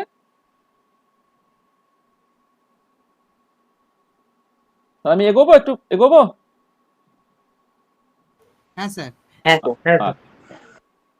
আচ্ছা, নেক্সট যে ম্যাথমেটিক্যাল কনসেপ্টটা, এটা হচ্ছে তোমার মানে স্ট্যাটিস্টিক্যাল মেকানিক্সের জাস্ট একদম গোড়ায় লাগবে এটা। মানে স্ট্যাটিস্টিক্যাল মেকানিক্সের একদম ভীষণ গোড়ায় এটা লাগবে। মানে সেটা কোথায় লাগবে সেটা আমরা যদি ডেরিভেশনটা আগে করতে শুরু করে দিতাম তাহলে তুমি পরিষ্কার বুঝতে পারতে। তুমি দেখো, যেটা কথা হচ্ছে, আমি ধরো আমি এই ম্যাক্সওয়েল বোলম্যান ডিস্ট্রিবিউশনের কথাই এই মাথায় রাখছি। তাহলে ম্যাক্সওয়েল বোলম্যান ডিস্ট্রিবিউশন ফর্মুলাটা তুমি যখন মাথায় রাখছো তখন তার একটা ডব্লিউর এক্সপ্রেশন তুমি জানতে। ডব্লিউর এক্সপ্রেশনটা ধরো এন ফ্যাক্টোরিয়াল এই pi over i GI to the power NI by হচ্ছে এনআই ফ্যাক্টোরিয়াল। এই তো ডব্লিউ তোমার এক্সপ্রেশন হলো। আচ্ছা, এবারে আমাকে কি করতে হবে না, আমাকে মোস্ট ডমিনেটিং কনফিগারেশন বের করার জন্য হচ্ছে আমাকে ডব্লিউটাকে ম্যাক্সিমাইজ করতে হবে। ডব্লিউটাকে ম্যাক্সিমাইজ করা মানে কি, ডিডব্লিউ, যেটা basically del W by del NI into DNI, এইটা তোমার সমস্ত আই এর জন্য, এইটাকে তোমার জিরো করতে হবে। মানে যখন ম্যাক্সিমাম ভ্যালুতে পৌঁছে যাবে, যেমন এনট্রপি তার ম্যাক্সিমাম ভ্যালুতে পৌঁছে গেলে ডিএস ইকুয়াল টু 0 হয়ে যায়, ডিডব্লিউটা তোমাকে জিরো করতে হবে। এবার ডব্লিউটাকে যদি n0 n1 n2 প্রত্যেকের ফাংশন, তাহলে প্রত্যেকের রেসপেক্টে ডেরিভেটিভ, মানে জেড যদি এক্স এবং ওয়াই এর ফাংশন হয় তাহলে ডিজেড জিরো মানে কি, del z by del x into dx plus del z by del y into dz, এটাই কত জিরো লিখতে হয়। তাহলে আমি সেই রকম ভাবে লিখলাম। এবারে মজা দেখো যে এইটাকে করতে গেলেই তোমার কিন্তু ডব্লিউর ডেরিভেটিভ করতে হচ্ছে with respect to N factorial. কিন্তু ডব্লিউর এক্সপ্রেশনে কি আছে, এনটা আছে কেমন করে না এনআই ফ্যাক্টোরিয়াল হিসেবে আছে। তার মানে এইটা basically require to evaluate the derivatives of factorial quantity। এ দেখো, একটা ফ্যাক্টোরিয়াল কোয়ান্টিটির কিন্তু ডেরিভেটিভ তোমাকে করতে হবে। কি বুঝতে পারলে? আজ এবার তুমি ফ্যাক্টোরিয়াল ডেরিভেটিভ তুমি করতে পারো? মানে ফ্যাক্টোরিয়াল ডেরিভেটিভ কি কষা যায় দেখেছো? না স্যার। তুমি করতে পারো না। তাহলে উপায়টা কি তখন? উপায়টাই হচ্ছে তোমার লোকে খোঁজার চেষ্টা করলো। এবার লোকে কি করলো যে জাস্ট এরকম একটা ফর্মুলা মানুষ জানে, মানে অঙ্কে আছে, সেটা কি বলছে না, যদি এন খুব বড় হয়ে যায় তাহলে ln n ফ্যাক্টোরিয়াল সেটা অ্যাপ্রক্সিমেটলি n ln n, এটা n হবে, n ln n minus n হয়, মানে n ln n minus n হয়। তাহলে এটা হচ্ছে যে তোমার যখন nটা খুব বড় হয়ে যাবে, বা আমি অন্যভাবে বলতে পারি যদি x খুব বড় হয়ে যায়, ln x ফ্যাক্টোরিয়ালটা হচ্ছে x ln x minus x, এখানে nটা পরে নিয়ে এটা লিখতে হবে। তাহলে ln x ফ্যাক্টোরিয়াল হচ্ছে x ln x minus x, ঠিক আছে? এটা এবারে দেখো, তাহলে যদি এইটাকে বলে স্টার্লিং অ্যাপ্রক্সিমেশন, তাহলে Stirling approximation gives an approximate value for the factorial function মানে n factorial or the gamma function gamma n, কারণ gamma n plus 1 হচ্ছে n factorial হয় আর কি, যখন n টা greater equal to 1. A simplified version of this approximation is ln n factorial equal to n ln n minus n, বা ln x factorial equal to x ln n minus x, অথবা এইটাকে তুমি যদি just log হিসেবে না লিখো, তাহলে এখান থেকে তুমি n ফ্যাক্টোরিয়ালটাকে পেয়ে যাচ্ছ হচ্ছে n by e whole to the power n। আচ্ছা, প্রথমে দেখে নিই যে এইটা কেমন করে পাচ্ছ অ্যাপ্রক্সিমেটলি। দেখো, যখন তুমি ln n ফ্যাক্টোরিয়াল লিখছো, তাহলে ln n ফ্যাক্টোরিয়াল মানে কি 1 into 2 into 3 into up to n পর্যন্ত। আচ্ছা, ln অফ দিস কোয়ান্টিটি মানে হচ্ছে ln 1 plus ln 2 plus ln 3 plus plus plus করে আপ টু ln n পর্যন্ত। তাহলে এইটাকে তুমি শর্ট হ্যান্ড নোটেশনে লিখতে পারো কি, summation over k equal to 1 থেকে n ইন্টু ln k। এই যে ln 1 থেকে ln n পর্যন্ত, সেটাকে শর্ট হ্যান্ড নোটেশনে কেমন করে তুমি লিখতে পারো হচ্ছে জাস্ট একটা ডামি ইন্ডেক্স তুমি ইউজ করলে, একটা ডামি ইন্ডেক্স করলে k, তাহলে k ইকুয়াল টু 1 থেকে n পর্যন্ত ইন্টু ln k। আচ্ছা, এবারে এই যে সামেশনটাকে অ্যাকচুয়ালি এখন ইন্টিগ্রেশন হিসেবে লেখা যায়, যে summation over k equal to 1 থেকে n ln k is approximately equal to integral 1 থেকে n ln x dx। এবার সেই ইন্টিগ্রেশনটা করে ফেলো তুমি বাই পার্টস, এটা কি হয়ে যাবে x ln x minus x 1 থেকে n পর্যন্ত বসিয়ে দাও। তো বসিয়ে দিলে কি দাঁড়াচ্ছে, এখানে n ln n minus n, আর 1 বসিয়ে দিলে প্রথমটা 0 হয়ে গেল, প্লাস 1 হয়ে গেল।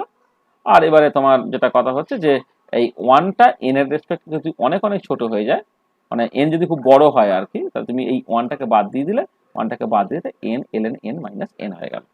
হ্যাঁ, তাহলে তোমার যেটা দাঁড়াচ্ছে এই যে ln n ফ্যাক্টোরিয়াল, সেটা হয়ে যাচ্ছে n ln n minus n plus 1 এরকম।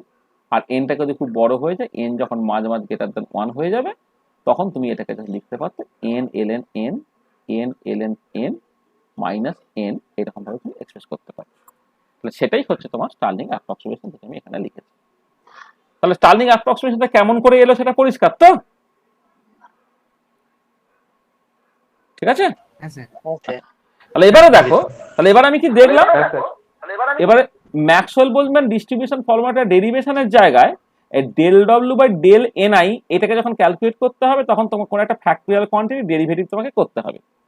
আর এবারে কথাটা হচ্ছে যে এই ডব্লিউ কে ম্যাক্সিমাইজ না করে যদি আমি ln ডব্লিউ কে ম্যাক্সিমাইজ করতাম, তাহলে ln ডব্লিউ কে যখন আমি ম্যাক্সিমাইজ করতাম, তা তখন কি হতো, তা ডব্লিউর যে এক্সপ্রেশন ছিল তা যদি আমি লগ নিয়ে নিই, এই যে এইখানে যদি লগ নিয়ে নিই, তখন দেখো এই এনআই ফ্যাক্টোরিয়াল বা ক্যাপিটাল এন ফ্যাক্টোরিয়াল সেগুলো সব লগের মধ্যে ঢুকে যাচ্ছে। মানে যখন ডব্লিউ যদি এরকম হয়ে যায়, তাহলে ln ডব্লিউ যখন করবে এন ফ্যাক্টোরিয়ালটা কি হবে, ln n ফ্যাক্টোরিয়াল হয়ে যাবে। এখানে পাই এটা গুণ হিসেবে আছে, সেটা বেসিক্যালি সামেশন হিসেবে হয়ে যাবে। প্রথমেরটাতে এনআই ln জিআই হয়ে যাবে, তারপর একটা মাইনাস ln এনআই ফ্যাক্টোরিয়াল হয়ে যাবে। দেখো এখন কি হলো, তোমার একটা লার্জ কোয়ান্টিটি তার লগারিদম হয়ে গেল, একদম এই ফর্ম চলে এলো। তখন তুমি কি করবে, এই স্টার্লিং অ্যাপ্রক্সিমেশনটাকে ইউজ করে n ln n minus n করে নেবে। আর যখনই n ln n minus n করে নিচ্ছে, দেখো ফ্যাক্টোরিয়াল হা হয়ে গেল। ফ্যাক্টোরিয়াল যখন হা হয়ে গেল, তোমার ডেরিভেটিভ করতে আর কোনো অসুবিধা নেই।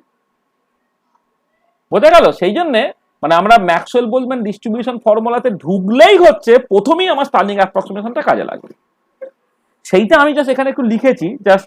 আর তার আগে একটুখানি বলে নিই, মানে এই অ্যাকচুয়ালি অ্যাপ্লিকেশনটা আমি আগে বললাম, তোমাকে জাস্ট একটু ফিল করতে হবে যে কেন আমি স্টার্লিং অ্যাপ্রক্সিমেশনটা পড়ছি। তার জন্য বললাম যে তোমার আগের দিনই আমি জাস্ট লাস্ট যেখানে গিয়ে শেষ করেছিলাম যে আমরা কি কাজ নেক্সট করতে চলেছি আর কি, সেখানে বলেছিলাম যে আমাকে মোস্ট ডমিনেটিং কনফিগারেশনটা খুঁজে পেতে হবে। অর্থাৎ আমি n0 n1 n2 n3 অর্থাৎ বিভিন্ন এনার্জি লেভেলে পার্টিকেলগুলোকে সাজানো আছে, হ্যাঁ, যেখানে গ্রাউন্ড লেভেলে n0 পার্টিকেল, ফার্স্ট এক্সাইটে n1 পার্টিকেল, সেকেন্ড এক্সাইটেড স্টেটে n2 পার্টিকেল, সেই পার্টিকেলের সংখ্যাগুলোকে রিঅ্যারেঞ্জ করব, রিঅ্যারেঞ্জ করে আমি কোথায় পৌঁছাবো, এমনভাবে রিঅ্যারেঞ্জ করবো তাতে করে ডব্লিউটা আমার ম্যাক্সিমাম হয়। ডব্লিউকে ম্যাক্সিমাইজ করতে, কিন্তু ডব্লিউকে ম্যাক্সিমাইজ করতে গেলেই তুমি দেখতে পাচ্ছ তোমাকে বেসিক্যালি ফ্যাক্টোরিয়াল কোয়ান্টিটি ডেরিভেটিভ করতে হচ্ছে, যেটা আমি করতে পারি না। তাহলে উপায়টা কি? তুমি এক কাজ করো, যে set of values of n0 n1 n2 n3 ইত্যাদির জন্য ডব্লিউ ম্যাক্সিমাম হয়, সেই সেট অফ ভ্যালুজের জন্য কিন্তু ln w ম্যাক্সিমাম হয়। মানে y যদি তোমার ln x হয়, তাহলে x বাড়লে তোমার ln x ও বাড়ে আর এটা। তাহলে তাহলে w কে ম্যাক্সিমাইজ না করে লোকে জাস্ট ln w কে ম্যাক্সিমাইজ করবে। আর ln w কে ম্যাক্সিমাইজ করার সুবিধাটা কি? সুবিধাটা হচ্ছে তখন তোমার আর ওই n ফ্যাক্টোরিয়ালের সরাসরি ডেরিভেটিভ করতে হবে না। স্টার্লিং অ্যাপ্রক্সিমেশনটাকে ইউজ করে তুমি just ln n ফ্যাক্টোরিয়ালটা n ln n minus n, আর যেহেতু অ্যাভোগাড্রো নাম্বার অ্যামাউন্টের মলিকিউলস থাকে তাহলে nটা ভীষণ ভীষণ লার্জ আর কি, যেখানে স্টার্লিং অ্যাপ্রক্সিমেশনটা ভ্যালিড আর কি। হ্যাঁ, সেটাকে তুমি কাজে লাগিয়ে তুমি করবে। তা বোঝা গেল যে কেন স্টার্লিং অ্যাপ্রক্সিমেশন আমার জানতে হচ্ছে, আর স্টার্লিং অ্যাপ্রক্সিমেশনটা কিও তুমি বুঝে গেলে। ঠিক আছে? আচ্ছা, এবারে দেখো যে এই যে স্টার্লিং অ্যাপ্রক্সিমেশনটা, সেইটা কিন্তু n এর ভ্যালু যদি খুব কম হয় তাহলে কিন্তু সেটা ভুলভাল রেজাল্ট দেয়। n = 1 এর জন্য তুমি করতেই পারবে না, কারণ ln n ফ্যাক্টোরিয়াল যখন তুমি করবে সেটা ln n মাইনাস n লিখলেই হচ্ছে ln 1।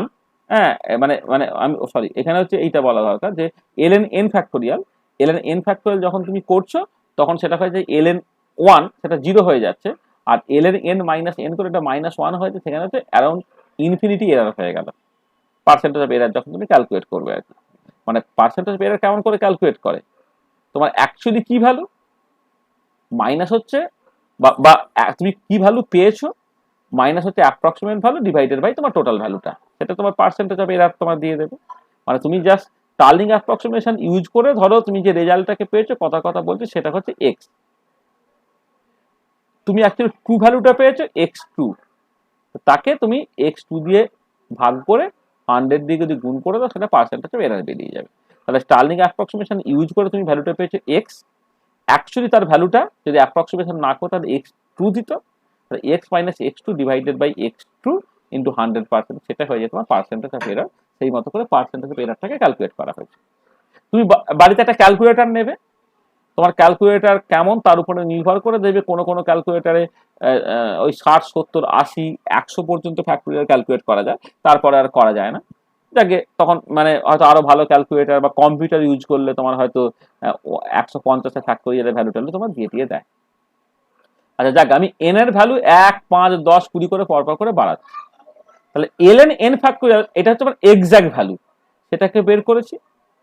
আচ্ছা, স্টার্লিং অ্যাপ্রক্সিমেশন ইউজ করে যে ভ্যালুটা হয় ln n মাইনাস n, সেটাকে বের করেছি এবং খেয়াল করে দেখো, এবং পার্সেন্টেজ অফ এরার ক্যালকুলেট করেছি। খেয়াল করে দেখো যে n মোটামুটি 100 যখন হয়ে যাচ্ছে তখন পার্সেন্টেজ অফ এরারটা হচ্ছে 0.56, অর্থাৎ 1%-এর নিচে নেমে গেছে। তার মানে এবারে যদি আস্তে আস্তে আরো বাড়াই, আমি ক্যালকুলেটর নাই বলে আমি মানে ক্যালকুলেটারে এর বেশি নেয় না আমার ক্যালকুলেটারে, সেখানে আমি পরের পার্টটা লিখিনি। তুমি যদি আরো কষে দেখো তাহলে তুমি দেখবে এই যে এরারটা কমতে যদি তোমার জাস্ট 10⁻23 এরকম অর্ডারের হয়ে যায়, সেটা তোমার কিন্তু 0 হয়ে যাবে। 10⁻23 এর ফ্যাক্টোরিয়াল তুমি কিন্তু ক্যালকুলেটরে কষতে পারবে না। হ্যাঁ, কিন্তু আমি জাস্ট এইটুকু মেসেজ তোমাকে দিতে চাইছি যে n যত বাড়ছে দেখো পার্সেন্ট অফ এরারটা এই 36% থেকে শুরু করে আস্তে আস্তে কমে কিন্তু ওটা দিনের শেষে তোমার ওই 0 মানে ওটা টেন্স টু 0 হয়ে যাবে যখন নাম্বার অফ পার্টিকেলস এন্সটা হচ্ছে ইনফিনিটি হয়ে যাবে। ঠিক আছে? এটা হচ্ছে তোমার, তাহলে তার মানে কি দাঁড়াচ্ছে যে স্টার্লিং অ্যাপ্রক্সিমেশনটা যে ভ্যালিড, স্টার্লিং অ্যাপ্রক্সিমেশনের যে ভ্যালিড ফর লার্জ এন, সেটা তুমি অ্যাটলিস্ট বুঝতে পারছো।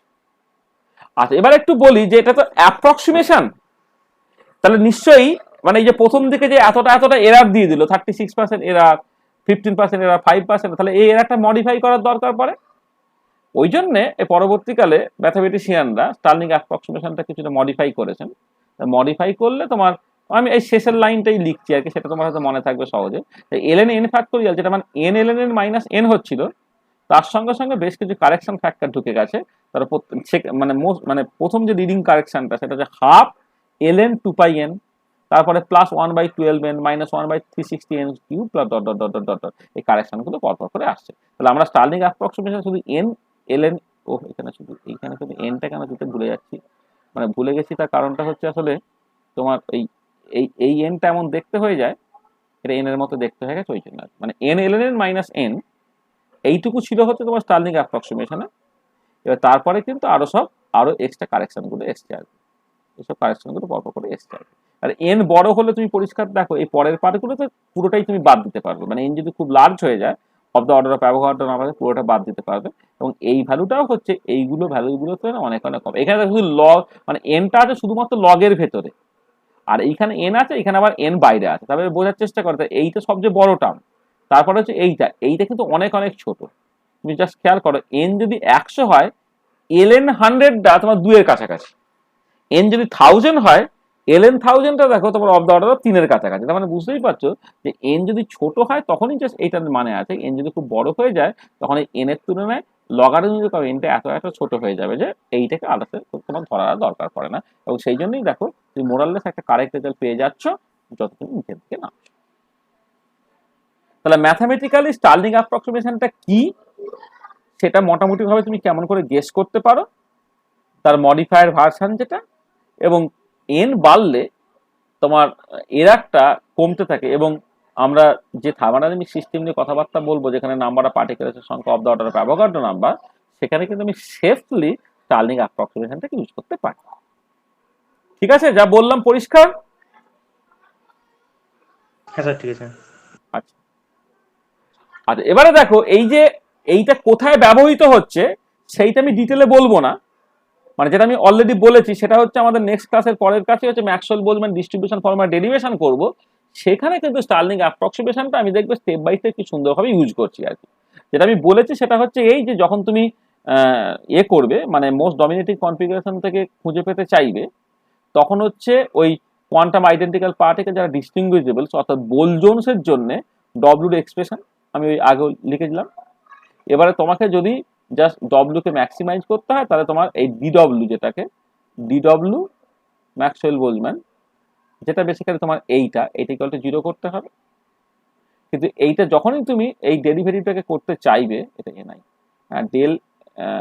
ডেল এল ডব্লিউ এমডি বাই ডেল এনআই, এই ডেরিভেটিভটা যখনই তুমি করতে চাইবে তাহলে এটা ফ্যাক্টোরিয়াল ডেরিভেটিভ করতে হবে।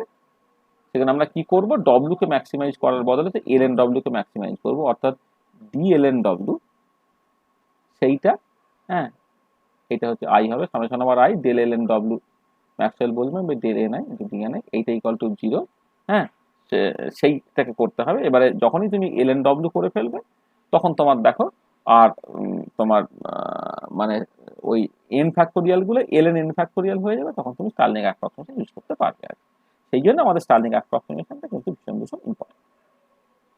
ঠিক আছে, তাহলে এই যে অ্যাপ্লিকেশনটা নিয়ে এখন তো ভেবো না, মানে অ্যাপ্লিকেশনটাই তো আমরা অ্যাকচুয়ালি করবো, মানে আমরা নেক্সট ক্লাসের পরের ক্লাসে ম্যাক্সওয়েল বোলম্যান ডিস্ট্রিবিউশন ফর্মুলা করব। হ্যালো স্যার, হ্যাঁ বলো।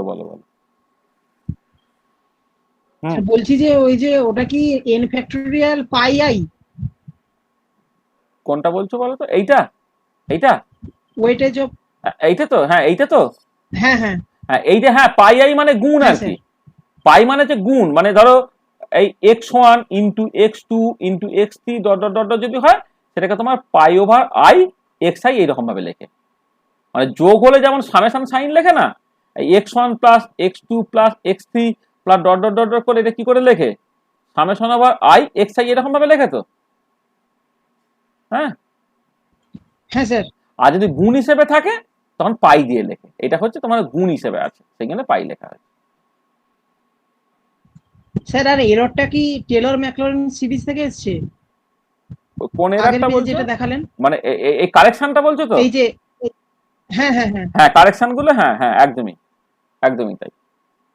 হ্যাঁ মানে আসলে যেটা হয়েছে যে এই যে সামেশনটাকে না তুমি এই ইন্টিগ্রেশনে লিখে ফেলেছো, এই সামেশনটাকে ইন্টিগ্রেশনটাকে আমি অ্যাপ্রক্সিমেটলি লিখেছি, খেয়াল করো সাইনটা খেয়াল করো, আমি অ্যাপ্রক্সিমেটলি লিখেছি। অ্যাকচুয়ালি কি হয় এর সাথে না বেশ কিছু কারেকশনস আছে, এই যে সাম থেকে ইন্টিগ্রেশন করছি, এই সাম থেকে ইন্টিগ্রেশন যে করা সেইটা কিন্তু তোমাকে স্ট্রিক্টলি করলে either Euler Maxwell summation formula অথবা তোমার পয়সন সামেশন ফর্মুলা ইউজ করে করতে হয়। ঠিক আছে, তা তখন হচ্ছে তোমার এর সঙ্গে ওই যে কারেকশন গুলো বলছে কারেকশন গুলো অটোমেটিক্যালি চলে আসবে। এই বার্নৌলিস নাম্বারওয়ালা টার্মস, এই যে টার্মগুলো এগুলোকে বলে বার্নৌলিস নাম্বার, 1 এর 12, 1 এর 360, 1 1200 সাথে করলে 42 নাম্বার, মানে অয়েলার ম্যাক্সওয়েল সামেশন ফর্মুলাতে এরকম কিছু অ্যাডিশনাল কারেকশন থাকে আর কি। সেইটা এই সাম থেকে ইন্টিগ্রেশন করতে গেলে, মানে এই যে এইখান থেকে এইখানে যে সরাসরি লিখে ফেললাম, এই লেখাটা ঠিক না, এর পরে কিছু কারেকশন থাকবে। সেই কারেকশন গুলো আমি যদি প্রপারলি ইনক্লুড করি তাহলে হচ্ছে তুমি এই এই এই মডিফাইড ফর্মুলাটা পেয়ে যাবে। ঠিক আছে, বোঝা গেল? তাহলে স্টার্লিং অ্যাপ্রক্সিমেশনটা বোঝা গেছে তো? হ্যাঁ স্যার, হ্যাঁ স্যার। আচ্ছা, নেক্সট যে ম্যাথামেটিক্যাল কনসেপ্টটা, this is again A very very important mathematical concept. আচ্ছা, প্রথমে একটুখানি বলি যে এই ম্যাথামেটিক্যাল কনসেপ্ট আমি পড়বো কেন, মানে স্ট্যাটিস্টিক্যাল মেকানিক্সে কোথায় সেটা কাজে লাগবে। এই ম্যাক্সওয়েল বোলম্যান ডিস্ট্রিবিউশন ফর্মুলা, তার ডেরিভেশন করতে গেলেই তোমার অটোমেটিক্যালি কাজে লাগবে। সেটা হচ্ছে এই যে দেখো, তুমি খেয়াল করো যে যখন ম্যাক্সওয়েল বোলম্যান ডিস্ট্রিবিউশন ফর্মুলা তুমি করছো, তখন তুমি কি করছো না ম্যাক্সিমাইজ করছো ডব্লিউটাকে, ডব্লিউটাকে অথবা তুমি বলতে পারো এলএন ডব্লিউটাকে। আমি এলএন ডব্লিউটাকেই না মাথা খাওয়া, আমি এলএন ডব্লিউকে ম্যাক্সিমাইজ করছি। এবার এর কন্ডিশনটা কি, এলএন ডব্লিউকে ম্যাক্সিমাইজ করার কন্ডিশনটা কি না, ডি এলএন ডব্লিউ ইকুয়াল টু হচ্ছে তোমার summation over I del ln ডব্লিউ by del NI into dni, this should be equal to 0। এটা হচ্ছে তোমার এলএন ডব্লিউ কে ম্যাক্সিমাইজ করার করেসপন্ডিং কন্ডিশনটা। ঠিক আছে, আচ্ছা এবারে খেয়াল করে দেখো এই ডব্লুর এক্সপ্রেশনটা, এই যে ডব্লুর যে এক্সপ্রেশনটা আছে সেখানে n factorial pi over i GI to the power NI by ni factorial, এই তো আছে। এবারে এইটার মানেটা কি, এর মানেটা হচ্ছে ডব্লুটা হচ্ছে এন ফ্যাক্টোরিয়াল, এইটা হচ্ছে g zero to the power n zero, g one to the power n one dot dot dot divided by হচ্ছে n zero factorial n one factorial dot dot dot dot. এটা এবারে দেখো, তার মানে কি এই বিভিন্ন এনার্জি লেভেলস আছে। এইখানে ধরো number of particles n zero, তার ডিজেনারেসি জি জিরো। এখানে number of particles n one, তার ডিজেনারেসি জি ওয়ান। এখানে number of particles n two, তার ডিজেনারেসি জি টু। এই তো, এবারে তাহলে ডব্লুর এক্সপ্রেশনটা অথবা এলএন ডব্লুটা যখন আমি ম্যাক্সিমাইজ করব বলছি, তার মানেটা কি, এই যে কোন লেভেলে কতগুলো পার্টিকেলস আছে n zero N one N two ইত্যাদিগুলো আমি পাল্টাবো। মানে এইখানে তো 5টা পার্টিকেল, এখানে একটা পার্টিকেল আছে, পরের বারে এখানে 4টে, এখানে 2টো রাখবো। এইরকম ভাবে আমি পার্টিকেলগুলোকে ডিস্ট্রিবিউট করবো, অর্থাৎ n zero N one N two N three সেই ভ্যালুগুলোকে আমি ভ্যারি করবো, ভ্যারি করে একটা স্পেসিফিক ভ্যালুজ বা specific set of values of n zero N one N two N three পাবো, যার জন্য ডব্লু বা এলএন ডব্লুটা ম্যাক্সিমাম হবে। তাই তো, এই তো আমার কাজটা। আচ্ছা দেখো, এইটা করার সময় কিন্তু আমি একটা জিনিস একদম মাথায় রাখিনি, সেটা হচ্ছে এই যে যখন আমরা ওই একটা গিভেন ম্যাক্রোস্টেট যেখানে টোটাল এনার্জি 3 ছিল, টোটাল ভলিউম ফিক্স এবং টোটাল নাম্বার অফ পার্টিকেল 3 ছিল, তাহলে আমি সেই ধরনের কনফিগারেশন গুলোই কি অ্যাকচুয়ালি অ্যালাউ করেছিলাম যে কনফিগারেশনটা কিন্তু ওই ম্যাক্রোস্টেটের মধ্যে আছে, অর্থাৎ এন ভি ই কনস্ট্যান্ট আছে।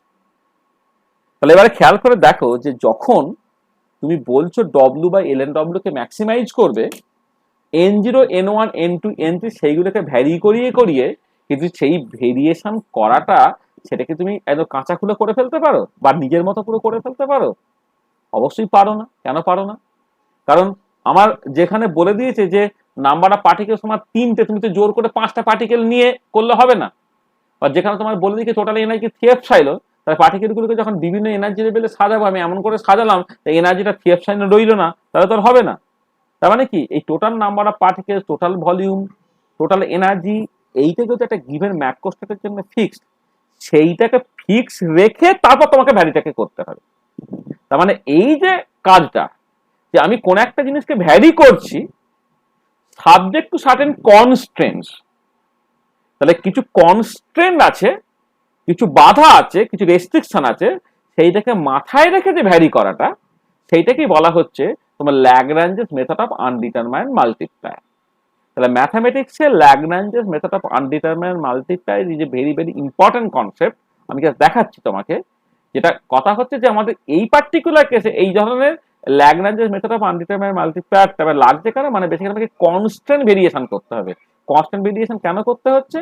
কারণ আমি বলছি যে n0 n1 n2 n3 সেই ভ্যালুসগুলোকে, অর্থাৎ বিভিন্ন এনার্জি লেভেলে যে পার্টিকেলস গুলো আছে তাদের সংখ্যাগুলোকে আমি ভ্যারি করব এমন করে যাতে করে ডব্লিউ আমার ম্যাক্সিমাম হয় বা ln w ম্যাক্সিমাম হয়। কিন্তু এই কাজটাকে করার সময় তোমাকে কিন্তু সবসময় মাথায় রাখতে হবে, যখন n0 n1 n2 n3 তার ভ্যালুগুলোকে নিজের মতো তুমি পাল্টাচ্ছ, সেই পাল্টানোর সময় হচ্ছে total number of particle constant আছে তো, টোটাল এনার্জি কনস্ট্যান্ট আছে তো, টোটাল ভলিউম কনস্ট্যান্ট আছে তো, অর্থাৎ আমি একটা কিউবের ম্যাক্রোস্ট্যাটের মধ্যে আছি তো, অর্থাৎ একটা কিছু ভ্যারি করছি সাবজেক্ট টু সার্টেন কনস্ট্যান্ট। এই কনস্ট্যান্ট ভেরিয়েশনটা ম্যাথমেটিক্সে যেভাবে করা হয় সেটা হচ্ছে ল্যাগ্রাঞ্জেস মেথড অফ আনডিটারমাইন্ড মাল্টিপ্লাই। একটা স্পেসিফিক এক্সাম্পল দিই। তাহলে স্পেসিফিক এক্সাম্পল হচ্ছে এই যে তোমাকে বললো যে তুমি সেই পয়েন্টগুলোকে বের করো যে পয়েন্টগুলো হচ্ছে f x Y equal to 0 সেই ইকুয়েশনটাকে স্যাটিসফাই করে।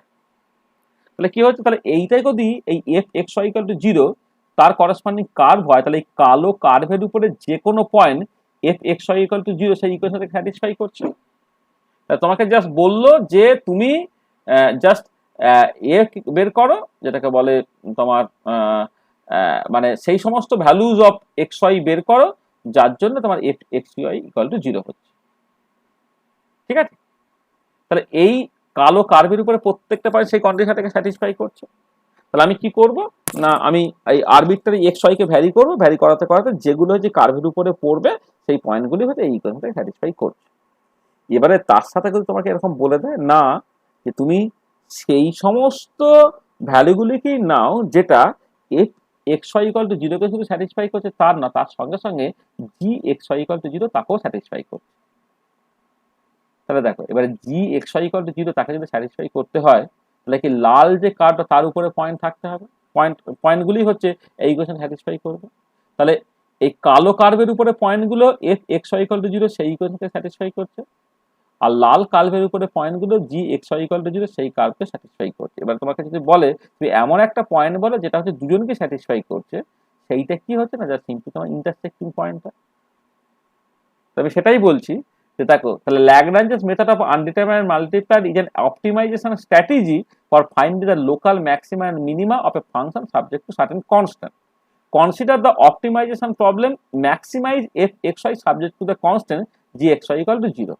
We assume that if f and g both are continuous with continuous first partial, আচ্ছা এখানে আমি ধরে নিচ্ছি। এবার দেখো তাহলে কিভাবে করছি না, আমি এই দুটোই যদি একসাথে স্যাটিসফাইড হয় তাহলে তুমি এরকম একটা কিছু লিখে নেবে, এটা বলে ল্যাগ্রেঞ্জিয়ান একটা এক্সপ্রেশন লিখবে, সেটা হচ্ছে f x y plus plus minus lambda into g into x y. তার মানে যে ফাংশনগুলো এই দুটো ফর্মুলাকে একসাথে স্যাটিসফাই, মানে এই পুরোটাকে স্যাটিসফাই করছে, মানে এটা মানে দেখো তোমার এখন কোন এক্স ওয়াই মানে আমার এখানে তোমায় বলছি এই যে ছবিতে আমার কোনটা হচ্ছে তোমার অ্যাকচুয়ালি সলিউশন হবে যেটা একেও স্যাটিসফাই করে একেও স্যাটিসফাই করে।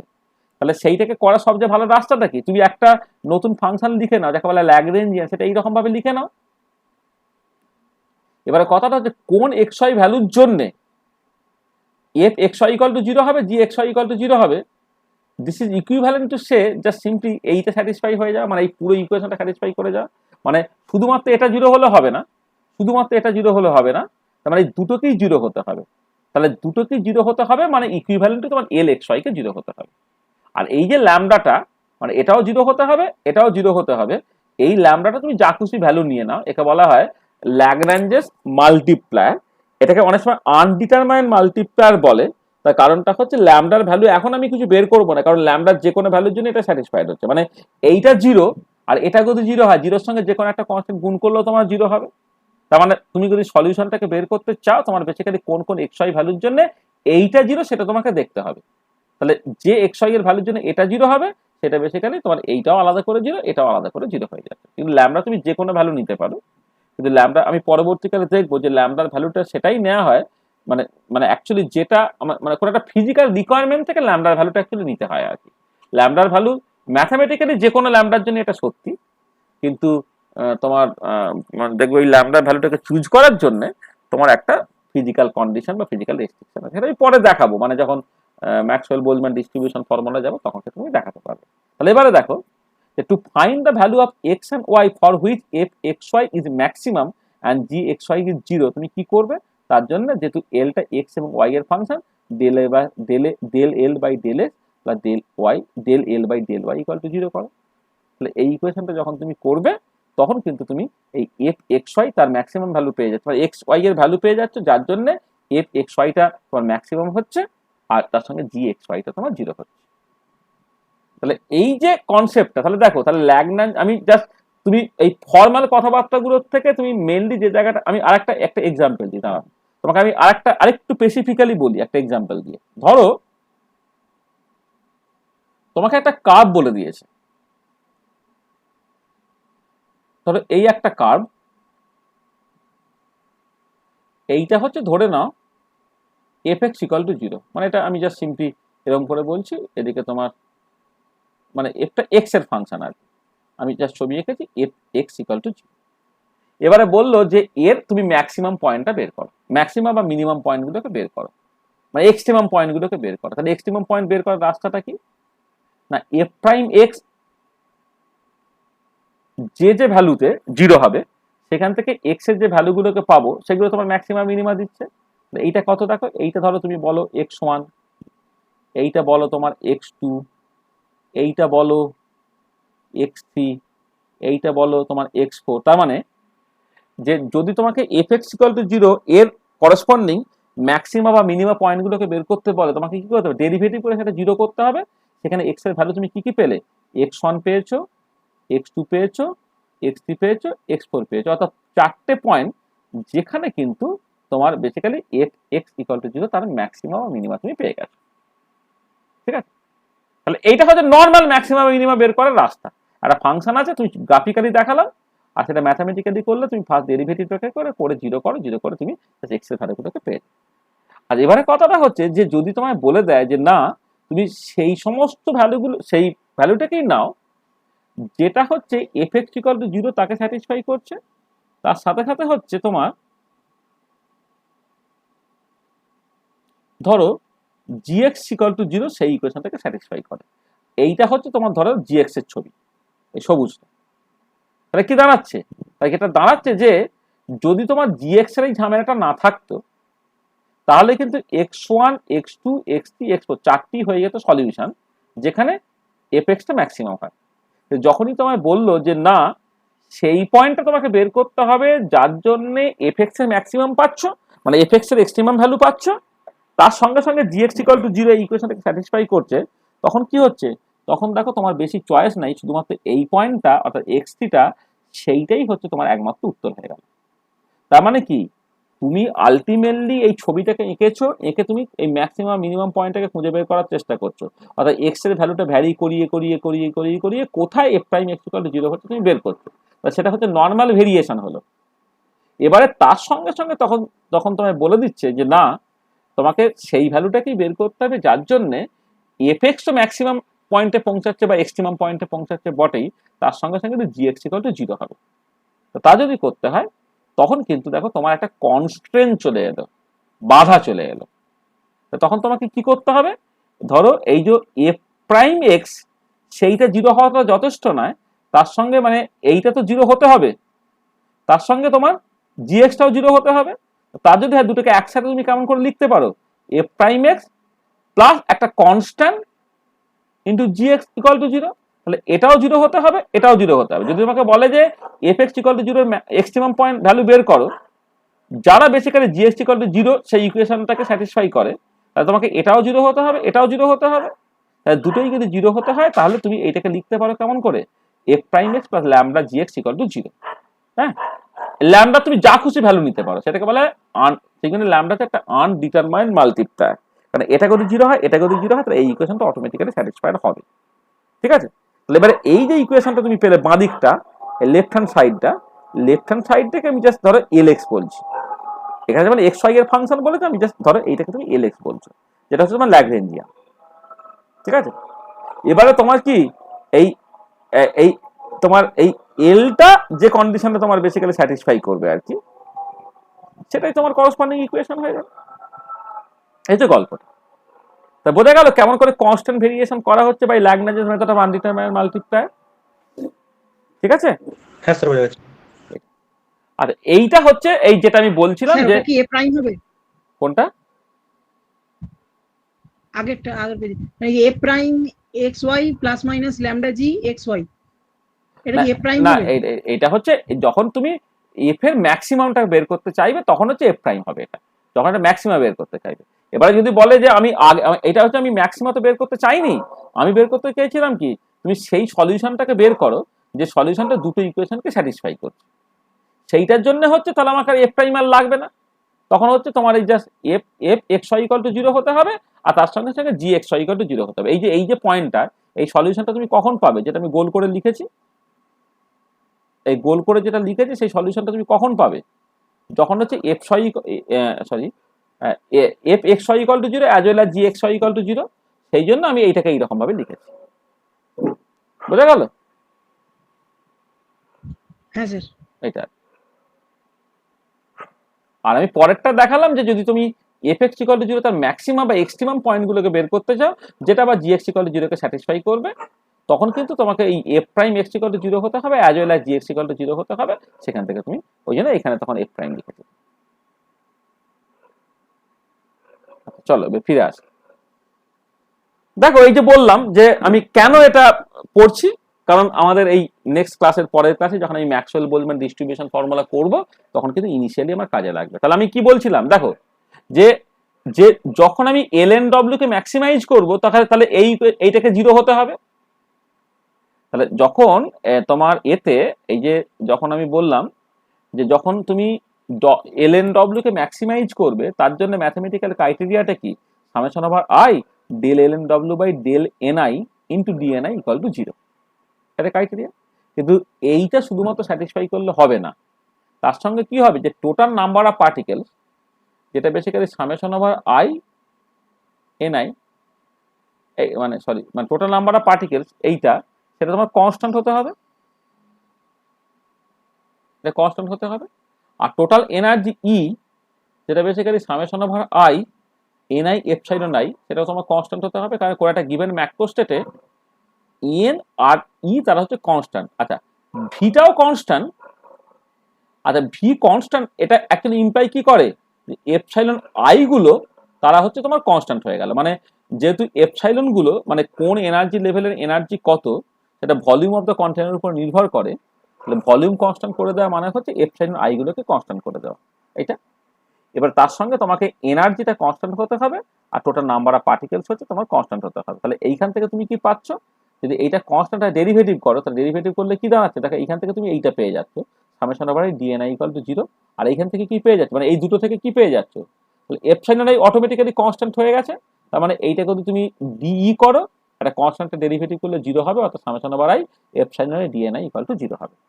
তাহলে দেখো তুমি অ্যাকচুয়ালি এইটা করতে চাইছো, এল এন ডব্লিউ কে ম্যাক্সিমাইজ করতে চাইছো, তার জন্য ম্যাথমেটিক্যাল ক্রাইটেরিয়া হচ্ছে এটা।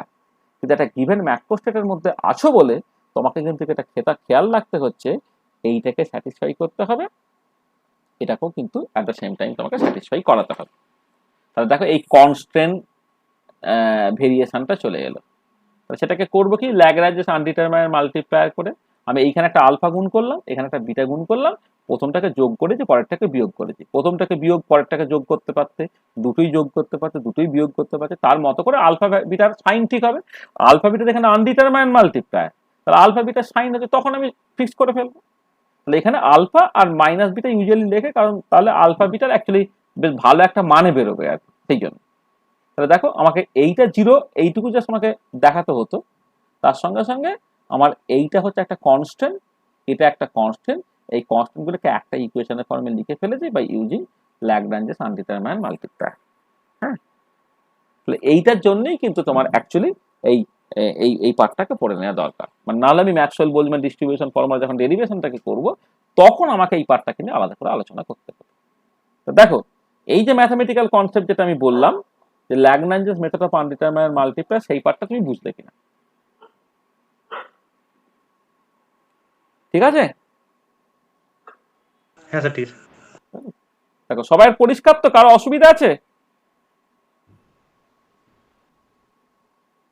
না স্যার ঠিক আছে।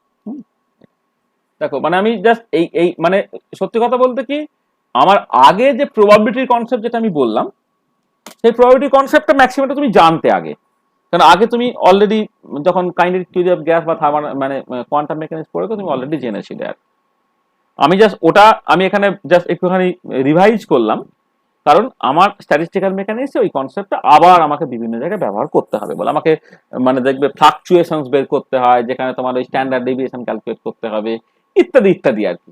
হ্যাঁ, মানে তোমার অ্যাভারেজ স্পিড, অ্যাভারেজ এনার্জি, হ্যাঁ তারা প্রচুর বের করতে হবে বলে প্রবাবিলিটি কনসেপ্টটাকে আমাকে আরেকবার না বলে কোনো উপায় ছিল না। আচ্ছা, এখনই যে জিনিসটা আমাদের লাগবে মানে স্ট্যাটিস্টিক্যাল মেকানিক্স পড়ার জন্য, যে Maxwell Boltzmann distribution formula derivation যখন তুমি করতে চাইছো, ডব্লিউর এক্সপ্রেশন বের করতে গিয়ে তোমার পারমুটেশন কম্বিনেশনের কনসেপ্টটা লাগছে। তারপরে যখন তুমি ওই ডব্লিউকে ম্যাক্সিমাইজ করবে to find the most dominating configuration, most dominating configuration ফিরে পাওয়ার জন্য তুমি ডব্লিউকে ম্যাক্সিমাইজ করবে, তুমি তখনই সমস্যায় পড়ে গেলে, কারণ ডব্লিউর এক্সপ্রেশন এন ফ্যাক্টোরিয়াল আছে আর ফ্যাক্টোরিয়াল কোয়ান্টিটি ডেরিভেটিভ করতে তুমি জানো না, তখন তোমার স্টার্লিং অ্যাপ্রক্সিমেশন লেগে যাবে। সেখানে স্টার্লিং অ্যাপ্রক্সিমেশনটা আমরা এখানে করলাম। আচ্ছা, এবার তার ঠিক পরের স্টেপেই যেটা চলে এলো সেটা হচ্ছে এই যে ঠিক আছে বাবা, স্টার্লিং অ্যাপ্রক্সিমেশনটাকে ইউজ করার জন্য আমি ডব্লিউকে ম্যাক্সিমাইজ না করে এলএন ডব্লিউকে ম্যাক্সিমাইজ করছি। এলএন ডব্লিউকে ম্যাক্সিমাইজ করছি, এলএন ডব্লিউ কার উপরে নির্ভর করে? N0, N1, N2, N3 তাদের উপর নির্ভর করে, অর্থাৎ কোন এনার্জি লেভেলে কতগুলো পার্টিকেল আছে তাদের উপরে নির্ভর করে।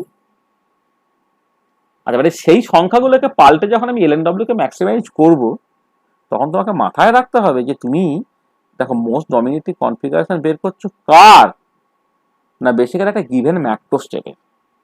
সেই গিভেন ম্যাক্রোস্টেটটা কি দিয়ে ডিফাইন হচ্ছে? একটা fixed values of number of particles N, volume V এবং এনার্জি ই দিয়ে কিন্তু তোমার বেসিক্যালি ডিফাইন হচ্ছে। তাহলে আমি যখন ওই N0, N1, N2, N3 ইত্যাদিকে পাল্টে LNW কে ম্যাক্সিমাইজ করবো, তখন এই তিনটে জিনিস তোমাকে মাথায় রাখতে হবে, যেটা গিভেন ম্যাক্রোস্টেটে এন ফিক্সড, ই ফিক্সড, ভি ফিক্সড। তাহলে এই যে N0, N1, N2, N3 তাদেরকে ভ্যারি করিয়ে আমি LNW কে ম্যাক্সিমাইজ করব ঠিক করেছিলাম। তাহলে এই ভেরিয়েশনটার সময় কিন্তু কিছু বাধা আছে, কিছু কনস্ট্যান্ট আছে, কিছু কন্ডিশন আছে, সেটাকে বলা হচ্ছে কনস্ট্রেন্ট ভেরিয়েশন। এই কনস্ট্যান্ট ভেরিয়েশনটাকে করা হয় by a method which is known as the Lagrange's method of undeterminate multiplier। তার মানে আমি ম্যাক্সওয়েল বোলজম্যান ডিস্ট্রিবিউশন ফর্মুলা করতে গেলেই কিন্তু আমার এই দুটো ইম্পর্টেন্ট কনসেপ্ট ইমিডিয়েটলি লেগে যাবে, Stirling approximation and the Lagrange's method of undetermined multiplier. তো দেখো যা বললাম এখন পর্যন্ত পরিষ্কার? ঠিক আছে? কোথাও কোনো কনফিউশন আছে? না স্যার, ঠিক আছে স্যার। হ্যাঁ বলো স্যার বলছিলাম যে মানে আমরা যে এখানে দেখতে পাচ্ছি যে আমরা তো একজন বলো হ্যাঁ বলো। মানে বলছিলাম যে মানে এই যে ফর্মুলাটা যেটা লাগরাঞ্জ মেথড অফ মাল্টিপ্লায়ার, এইটা স্যার মানে আমরা তো ম্যানুয়ালি তো করতে পারি, মানে কোনো একটা কার্ভ আছে, সেই কার্ভ থেকে মানে যে পয়েন্টগুলো ম্যাক্সিমাম মিনিমাম হবে সেগুলো বার করলাম, দিয়ে তারপর অন্য একটা কার্ভে সেটা স্যাটিসফাই করছে নাকি বসিয়ে দেখে নিলেই তো হয়ে গেল। হ্যাঁ, এবার হয়ে গেল। সেটাকে যখন একটা দুটো পয়েন্ট তুমি পাবে, একটা দুটো তিনটে চারটে, তখন তুমি ম্যানুয়ালি করতে পারবে, তাই তো? এবার যখন এই যেমন এই পার্টিকুলার প্রবলেমটা যখন ওরকম মানে হিউজ ওরকম ভেরিয়েশন থাকবে না, তখন জিনিসটা কিন্তু অতটা সহজ না। মানে এই যে Avogadro number amount of molecule, তারা হচ্ছে বিভিন্ন লেভেলে ডিস্ট্রিবিউটেড হয়েছে, কোথাও N0, কোথাও N1, কোথাও N2, কোথাও N3। সেই N0, N1, N2 মানে ইনফাইনাইট পসিবিলিটি, আর প্রত্যেকটা পসিবিলিটির মধ্যে আবার ভ্যালু সংখ্যাটা হচ্ছে ইনফাইনাইট, মানে হিউজ আর কি। তাহলে এবারে বুঝতে পারছি এটা ম্যানুয়ালি তুমি করছো, হ্যাঁ, সেই কাজটা এখানে তোমার যদি ম্যাথামেটিক্যালি না করো, তোমার মানে আলটিমেটলি কোনো একটা জায়গায় তুমি পৌঁছাতে পারবে না। স্যার সেক্ষেত্রে স্যার ওই ট্রান্সেন্ডেন্টাল ফর্ম করে যদি স্যার মানে আমরা মানে বার করতে চাই, তাহলে সেটা কি স্যার পসিবল না? সেটা কি ট্রান্সেন্ডেন্টাল ফর্ম করে মানে আমি বুঝতে পারলাম না, ট্রান্সেন্ডেন্টাল মানে বলছে মানে ওই স্যার ওই ট্রান্সেন্ডেন্টাল যে সেই সমীকরণ ছিল। হ্যাঁ সে তো না সে তো এমনিও করতে না ওটা তো এমনিও করতে হবে, তেমনিও করতে হবে, কিন্তু তার আগে তো কনস্ট্রেন্টটাকে ঢোকাতে হবে। তুমি এই তো এবারে এই যে ইকুয়েশনটা তুমি পেয়ে গেলে না, এই যে ফাইনাল ধরো মানে কনস্ট্রেন্টটাকে ঢোকানোর পরে এই যে ইকুয়েশনটা পেয়ে গেলে, এই যে বড় ইকুয়েশনটা, এইখান থেকে তুমি যদি বের করো কোন N0, N1, N2, N3 এর জন্য এই কন্ডিশনটা স্যাটিসফাইড হচ্ছে, সেইটা হচ্ছে একটা পার্টিকুলার সলিউশন স্কিম, যেটা তুমি বলছো মানে সাকসেসিভ অ্যাপ্রক্সিমেশন করে তুমি করতে পারো। মানে সেখানে এই যে লাস্টের ইকুয়েশনের সলিউশনটা এরপরে তো টাস্ক করে আছে আর কি, এটা তুমি যেমন করে করতে পারো করতে চাইবে, কিন্তু এই কনস্ট্রেন্ট গুলো এখানে ঢোকানো হয়ে গেছে। এখন কি, এখন n0 n1 n2 n3 তারা হচ্ছে ইন্ডিপেন্ডেন্ট, তুমি নিজের মতো চেঞ্জ করতে পারো আর কি।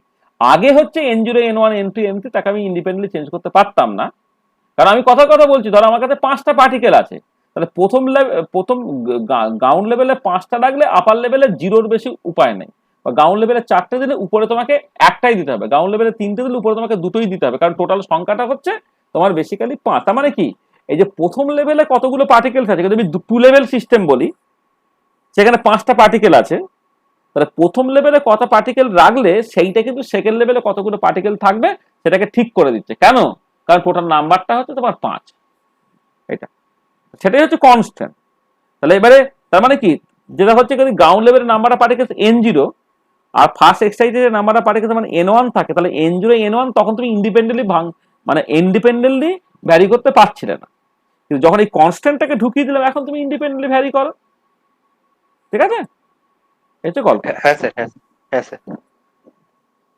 আচ্ছা, আর লাস্ট যে কনসেপ্টটা, যেটা এখানে খুব ডিটেলে বলার খুব বেশি স্কোপ নেই, কারণ এখানে আমি অ্যাকচুয়ালি যে পার্টিকুলার প্রবলেমের জন্য এটাকে ব্যবহার করব সেটা আমাদের একটু পরের দিকে লাগবে, সেটা ওই মানে স্ট্যাটিস্টিক্যাল মেকানিক্সের 4 নম্বর বা 5 নম্বর ক্লাসে, যেখানে তোমার ট্রান্সলেশনাল পার্টিশন ফাংশন বের করব, সেখানে তোমার কাজে লাগবে। হ্যাঁ, যে ট্রান্সলেশনাল মানে পার্টিশন ফাংশন বলেছিলাম মানে শুরুতেই, যে কোয়ান্টাম মেকানিক্স ওয়েভ ফাংশন যতটা ইম্পর্টেন্ট, স্ট্যাটিস্টিক্যাল থার্মোডাইনামিক্সে পার্টিশন ফাংশন ততটা ইম্পর্টেন্ট। পার্টিশন ফাংশন বের করে ফেললে মানে তুমি সেইখান থেকে বাকি সবকিছু ক্যালকুলেট করতে পারো, সবকিছু ডিটারমাইন করতে পারো, তার রেসিপি আছে। ওখানেও যেমন পস্টুলেট থাকে কোয়ান্টাম মেকানিক্সে, স্ট্যাটিস্টিক্যাল মেকানিক্সে পস্টুলেট আছে, সেই পস্টুলেটগুলোকে প্রপারলি কাজে লাগিয়ে তুমি কিন্তু এগুলোকে করতে পারবে। আচ্ছা, এবারে যেটা কথা সেটা হচ্ছে এই যে পার্টিশন ফাংশন যখন বের করবে না, তখন অ্যাকচুয়ালি একটা সামেশন করতে হয় তোমাকে। মানে আমি তোমাকে জাস্ট একটুখানি লিখে দিচ্ছি, মানে মানে কি ধরনের সামেশন তোমাকে করতে হয়। মানে ধরো জায়গা আছে, ধরো এরকম একটা কোথাও লেখা থাকবে, এই যে ধরো আমি জাস্ট এইখানে বলছি, এই যে ধরো এরকম একটা সামেশন ধরো তোমাকে করতে হচ্ছে, হ্যাঁ এইটা। এবারে এই যে সামেশনটা, এই সামেশনটাকে না জাস্ট সত্যি মানে কখনো কষা যায়, হারমোনিক অসিলেটর প্রবলেমের ক্ষেত্রে কষা যায়, কিন্তু অনেক ক্ষেত্রে এই ধরনের মানে আসলে আমি মানে যদি একটা পার্টিশন ফাংশন এক্সপ্রেশন লিখি, সেটা হয় হচ্ছে summation over i gi e to the power minus epsilon i by KT, যেখানে হচ্ছে জিআইটা হচ্ছে i এর লেভেলে ডিজেনারেসি আর এপসাইলন হচ্ছে i এর লেভেলে তোমার এনার্জি। তাহলে এরকম একটা সামেশন তোমাকে করতে হয়। এবারে পার্টিকুলার বক্সের ক্ষেত্রে এই এনার্জি এক্সপ্রেশনটা n square h square by 8 ml square, আর জিআইটা যে ডিজেনারেসি সেটা বেসিক্যালি নেই, নন ডিজেনারেট, সেখানে ওই পার্টটা নেই, বাকি পার্টটা তোমার আছে। তাহলে এবারে এই যে সামগুলো যেগুলো বেসিক্যালি ইনফাইনাইট সাম, যদি এরকম সিচুয়েশন হতো যে তোমার এই যে এই মানে অ্যাকচুয়ালি সাম থেকে ইন্টিগ্রেশন কখন হয়, মানে ধরো তোমার কতগুলো ছোট সাম আছে, ছোট সাম আছে, ছোট সাম আছে, ছোট সাম আছে, ছোট সাম আছে, এইটাকে তুমি যখন একটা ইন্টিগ্রেশন হিসেবে লিখে ফেলো, এইখান থেকে এই পর্যন্ত পুরো ইন্টিগ্রেট হিসেবে লিখতে পারো। তাহলে মানে ছোট সাম যদি থাকে সেইটাকে জাস্ট ইন্টিগ্রেশন হিসেবে কনভার্ট করা যায়। সেইখানে এই সামেশনটা লোকে জাস্ট করে ইন্টিগ্রেশনে কনভার্ট করে। এবারে জাস্ট সামেশন থেকে যখন ইন্টিগ্রেশনে কনভার্ট করে না বুঝে সুঝে জাস্ট এই সামেশন সাইনটাকে ইন্টিগ্রেশন সাইন করে দেয়। এইখানে জাস্ট ডিসক্রিট ভেরিয়েবলটা এনটা এখানে কন্টিনিউয়াস ভেরিয়েবল করে দেয়, একটা ডিএক্স জাস্ট এক্সট্রা জুড়ে দেয়। তাহলে কি করে না, সামেশন থেকে ইন্টিগ্রেশন যখন করে লিমিটটা, হ্যাঁ মানে নিজের মতো একটা লেখে, মানে এখানে যেমন 1 থেকে ইনফিনিটি, এখানে দেখো 0 থেকে ইনফিনিটি লিখে দিচ্ছে, মানে কেন এটা 1 থেকে ইনফিনিটি নয়, কেন 0 থেকে ইনফিনিটি নিল, তার কোনো কিছু জানে না। সে বেসিক্যালি ডিসক্রিট ভেরিয়েবল এনটাকে কন্টিনিউয়াস ভেরিয়েবল এক্স দিয়ে রিপ্রেজেন্ট করছে, আর এখানে একটা ডিএক্স দিয়ে দিচ্ছে, আর তারপরে হচ্ছে বাকি যা আছে তো আছে। তাহলে এই যে করাটা লোকে জাস্ট বুঝতেই পারে না যে এইখান থেকে এইখানে করাটার মধ্যে কিন্তু প্রচুর ভুল রয়ে গেছে। আসলে যেটা হয় যে এরপরে না এই সামেশনটাকে ইন্টিগ্রেশন করলে এরপরে কিন্তু আরো কিছু তোমার কারেকশন টার্মস আছে। এবার এই কারেকশন টার্মস গুলো সিস্টেমেটিক্যালি তুমি কি করে আনবে, তার জন্য রুল জানতে হবে।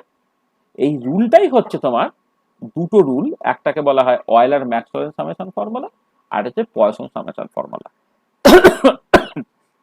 আচ্ছা, এইটা তোমার এক্ষুনি মনেও থাকবে না কিছু না, তোমার যেটা হচ্ছে যখন তুমি এই যে ফর্মুলাটা, এই ফর্মুলাটা শুধু মাথায় রাখবে যে summation over K equal to 1 থেকে n-1 f কে যদি তুমি করো তাহলে সেটা হবে ইন্টিগ্রাল 0 থেকে n fx dx minus f0 plus fn/2, অর্থাৎ এইখানে যে লিমিটটা আছে না 0 আর n, তাই ফাংশনের ভ্যালুটা লোয়ার লিমিটে, ফাংশনের ভ্যালুটা আপার লিমিটে ডিভাইডেড বাই 2, আর তার সঙ্গে আরো কিছু কারেকশন থাকবে। এই b গুলোকে বলা হয় বার্নৌলিস নাম্বার। তাহলে জাস্ট তোমার কাছে এই ফর্মুলাটা থাকবে, তোমাকে মুখস্থ করতে হবে না, কিছু না। যখন দরকার পড়বে তুমি যেন জানো যে বাবা সাম থেকে ইন্টিগ্রেশন করলে এই যা সামটা এই শুধুমাত্র ইন্টিগ্রেশন হয়ে গেল এইটুকু যথেষ্ট না, তারপরে কিন্তু আরো অনেক কারেকশন টার্ম থাকতে পারে। আর এই কারেকশন টার্মটা অয়েলার ম্যাকডোনাল্ড একরকম ভাবে করেছিলেন, পয়সনস আর একরকম ভাবে করেছিলেন আর কি। পয়সনের ফুরিয়ার ট্রান্সফরমেশন করে যদি summation over n equal to minus infinity plus infinity fn এরকম একটা সামেশন থাকে, তাহলে সেটাকে সে বেসিক্যালি একটা ফুরিয়ার ট্রান্সফরমেশন করে একটা ইন্টিগ্রেশনের ফর্মে লিখেছিল। আর এটা যখন ব্যবহার করবে একটা স্পেসিফিক কেসে, তখন এই ফর্মুলাটাকে কেমন করে ব্যবহার করা হচ্ছে তখন তোমার কাছে সেটা পরিষ্কার হবে। তাহলে অয়েলার ম্যাক্সওয়েলস এবং পয়সন সামেশন ফর্মুলা আলটিমেটলি তোমার যেটা করছে একটা সামেশনটাকে ইন্টিগ্রেশনে কনভার্ট করছে। এবার তার সাথে সামটা জাস্ট শুধুমাত্র ইন্টিগ্রেশন হবে না, তার সঙ্গে বেশ কিছু কিছু কারেকশন থাকবে। এবার সেই কারেকশন গুলো হচ্ছে তোমাকে প্রপারলি যদি এনকাউন্টার করো তখনই কেবলমাত্র সাম এবং ইন্টিগ্রেশন এই দুটো ভ্যালু সমান হবে, তা না হলে বেশ কিছু কিছু প্রবলেম থাকবে। আর এবারে এইটা ইউজ হবে যেটা, সেটা এই যখন আমরা molecular partition function transfer partition function বের করবে তখন তুমি দেখতে পাবে আর কি, যে তোমার যেটা হচ্ছে যে দেখা যায় যে যদি তুমি এই সামটাকে শুধু ইন্টিগ্রেশনে কনভার্ট করতে, তাহলে এল বাই ল্যামডা ডি বলে একটা ভ্যালু আসতো, যেটা এলটা হচ্ছে বক্সের লেন্থ আর ল্যামডাটা হচ্ছে থার্মাল ডিবাগলি ওয়েভলেন্থ। আর যদি অয়েলার ম্যাক্সওয়েল সামেশন ফর্মুলা করো, এই এল বাই ল্যামডা ডি তার সঙ্গে কিন্তু একটা হাফ কারেকশন চলে আসে, এটা -1/2 চলে আসে। আর এবারে খেয়াল করে দেখো, যদি এলটা মাঝ গ্রেটার দেন ল্যামডা হয়ে যায়, মানে এলটা যদি মাঝ গ্রেটার দেন ল্যামডা ডি হয়ে যায়, অর্থাৎ সিস্টেম সাইজটা থার্মাল ডিবাগলি ওয়েভলেন্থ থেকে অনেক অনেক বেশি হয়ে যাচ্ছে, তখন তুমি হাফটাকে নেগলেক্ট করতে পারো। দেখো এই সামটাকে সরাসরি ইন্টিগ্রেট করলে যা এক্সপ্রেশন করে সেটাই তুমি পেয়ে গেলে। তা বোঝার চেষ্টা করো, যদি এলটা মাঝ গ্রেটার দেন ল্যামডা ডি হয়, তো থার্মাল ডিবাগলি ওয়েভলেন্থ আমরা পরে শিখবো। থার্মাল ডিবাগলি ওয়েভলেন্থ হচ্ছে h/√2π/mkt, এটা হচ্ছে থার্মাল ডিবাগলি ওয়েভলেন্থ। হ্যাঁ, তাহলে এলটা যদি মাঝ গ্রেটার দেন ল্যামডা ডি হয়, তো থার্মাল ডিবাগলি ওয়েভলেন্থ যদি বক্সটা যদি খুব বেশি হয়ে যায়, তখন এই হাফ ফ্যাক্টরটা ইনসিগনিফিক্যান্ট। হাফ ফ্যাক্টরটা সিগনিফিক্যান্ট তখনই হবে যখন এল আর ল্যামডাটি তারা কম্পারেবল। তাহলে এল যখন আর ল্যামডাটি যদি কম্পারেবল হয়ে যায়, তার মানে হচ্ছে যে বক্সের লেন্থটা সেটা হচ্ছে থার্মাল ডিবাগলি ওয়েভলেন্থের অর্ডারের, অর্থাৎ বক্স লেন্থটা যেটা ল্যামডা ডি এর তুলনায় ইনফাইনাইটলি বেশি বলে আমি হাফটাকে বাদ দিয়ে যা শুধুমাত্র এল বাই ল্যামডা ডি দিয়ে কাজ করছিলাম, এখন তা হবে না, কারণ হাফটাকে নিতে হবে, এবং হাফটাকে নিলে ফাইনাল রেজাল্টের না অনেক কিছু পরিবর্তন আসে। সেইটাকেই এক কথা বলা হয় ফাইনাইট সাইজ এফেক্ট। তাহলে এল যখন ল্যামডা ডি বা তার কম্পারেবল, তখন হচ্ছে থার্মোডাইনামিক কোয়ান্টিটিতে অনেক কিছু চেঞ্জ আসে। সেই যে চেঞ্জটা সেটাকে বলা হচ্ছে ফাইনাইট সাইজ এফেক্ট। ঠিক আছে, তাহলে এটা অয়েলার ম্যাক্সওয়েলস করে করলে। আর একই জিনিস যদি পয়সন সামেশন ফর্মুলা দিয়ে করো, তাহলে এটা হবে যে এই লিডিং টার্মটা এটা রইলো, তার সঙ্গে সঙ্গে না কিছু স্মল এক্সপোনেনশিয়াল কারেকশন টার্ম থাকে। আর এই টার্মগুলো এতটাই ছোট, এটাকে যা সিম্পল লোকে নেগলেক্ট করে আর কি। তাহলে দেখো যা সাম থেকে ইন্টিগ্রেট যদি তুমি করো, বেশ কিছু কিছু কারেকশনস আসছে।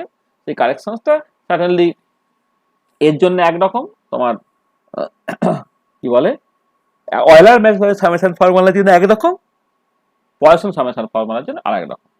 এবং এই এফেক্টগুলোকে তুমি কাজে লাগাও। ধরো ফর এক্সাম্পল আমি 1 ডাইমেনশনে যদি তুমি ধরে নিতে এলটা মাঝ গ্রেটার দেন ল্যামডা ডি, তাহলে প্রেসারটা হতো nkt/L, আর 3 ডাইমেনশনে হলো এটা nkt/V।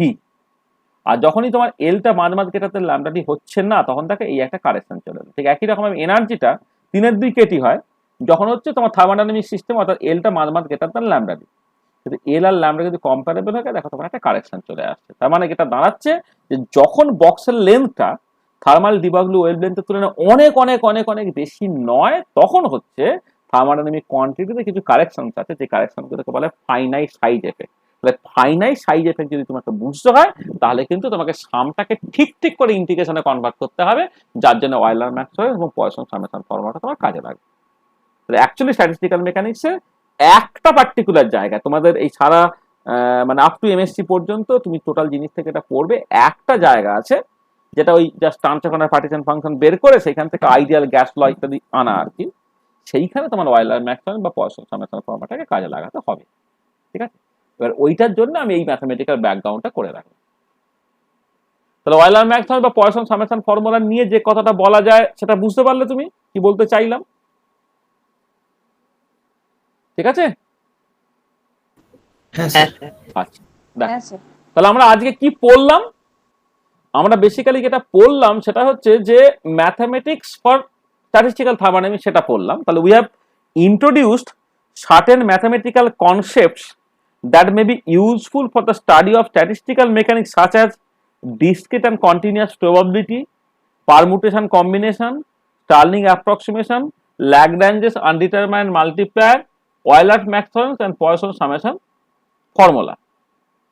এই জিনিসটা আমরা কভার করলাম।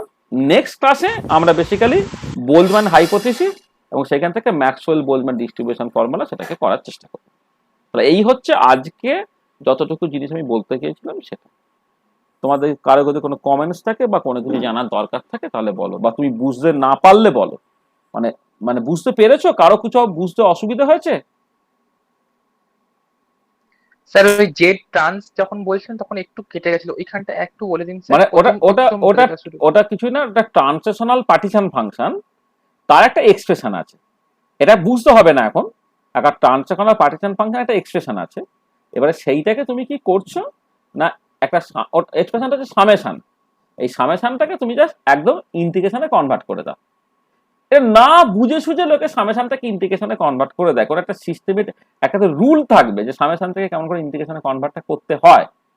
এবারে এই না বুঝে খুঁজে কনভার্ট করার জন্যে কিছু কারেকশন টার্মস থাকা উচিত ছিল, সেটা জাস্ট তুমি নিতে পারলে না, না নেওয়ার জন্য যে ফাইনাল রেজাল্টের মধ্যে কিছু গন্ডগোল আসে। এবারে এই যে গন্ডগোলটা আসছে সেটা থার্মোডাইনামিক সিস্টেমের ক্ষেত্রে, যেখানে তোমার তোমার বক্স লেন্থটা থার্মাল ডিবাগলু ওয়েভলেন্থের তুলনায় অনেক অনেক বেশি, সেখানে কারেকশন টার্মটা আনইম্পর্টেন্ট। কিন্তু যদি তোমার সিস্টেমটা ন্যানো পার্টিকেল সাইজের সিস্টেম হয়, যেখানে ল্যামডা ডি এবং এল হচ্ছে কম্পারেবল, তখন কিন্তু এই সাম থেকে ইন্টিগ্রেশন করলে যে কারেকশন টার্মটা আসে, সেই কারেকশন টার্মটা কিন্তু খুব ইম্পর্টেন্ট হয়ে পড়বে। তাহলে এই যে তাদের যে মানে সেটাকে নেওয়ার জন্যে তোমার বিভিন্ন রকমের থার্মোডাইনামিক প্রপার্টিতে যে কারেকশনটা আসবে, সেই কারেকশনটাকে বলা হবে ফাইনাইট সাইজ এফেক্ট। এবং তুমি দেখবে যে প্রেসারে কারেকশন আসবে, এনার্জিতে কারেকশন আসবে, হিট ক্যাপাসিটিতে কারেকশন আসবে, এন্ট্রপিতে কারেকশন আসবে, প্রচুর জায়গায় সেই কারেকশনগুলো আসবে। ঠিক আছে? হ্যাঁ হ্যাঁ স্যার, ওকে স্যার। আর কিছু? স্যার এই সামেশনটাকে ইন্টিগ্রেশন করলাম, কিন্তু আলটিমেটলি তো সেই তো সামেশন টার্ম তো মানে থেকেই গেল পয়সনের ক্ষেত্রে।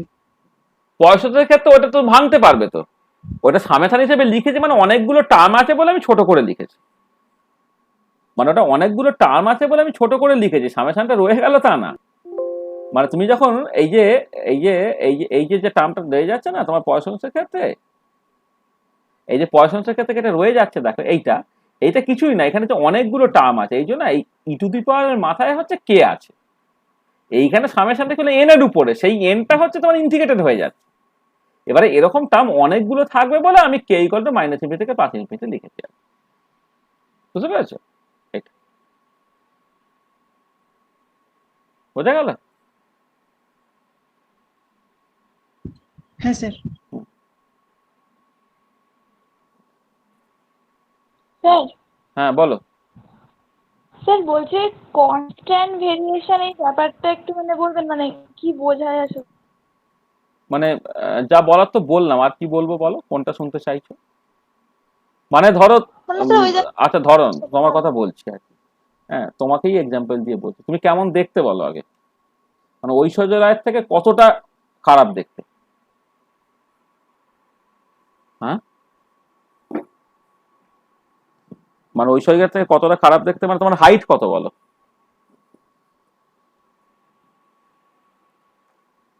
কত হাইট? কি রে?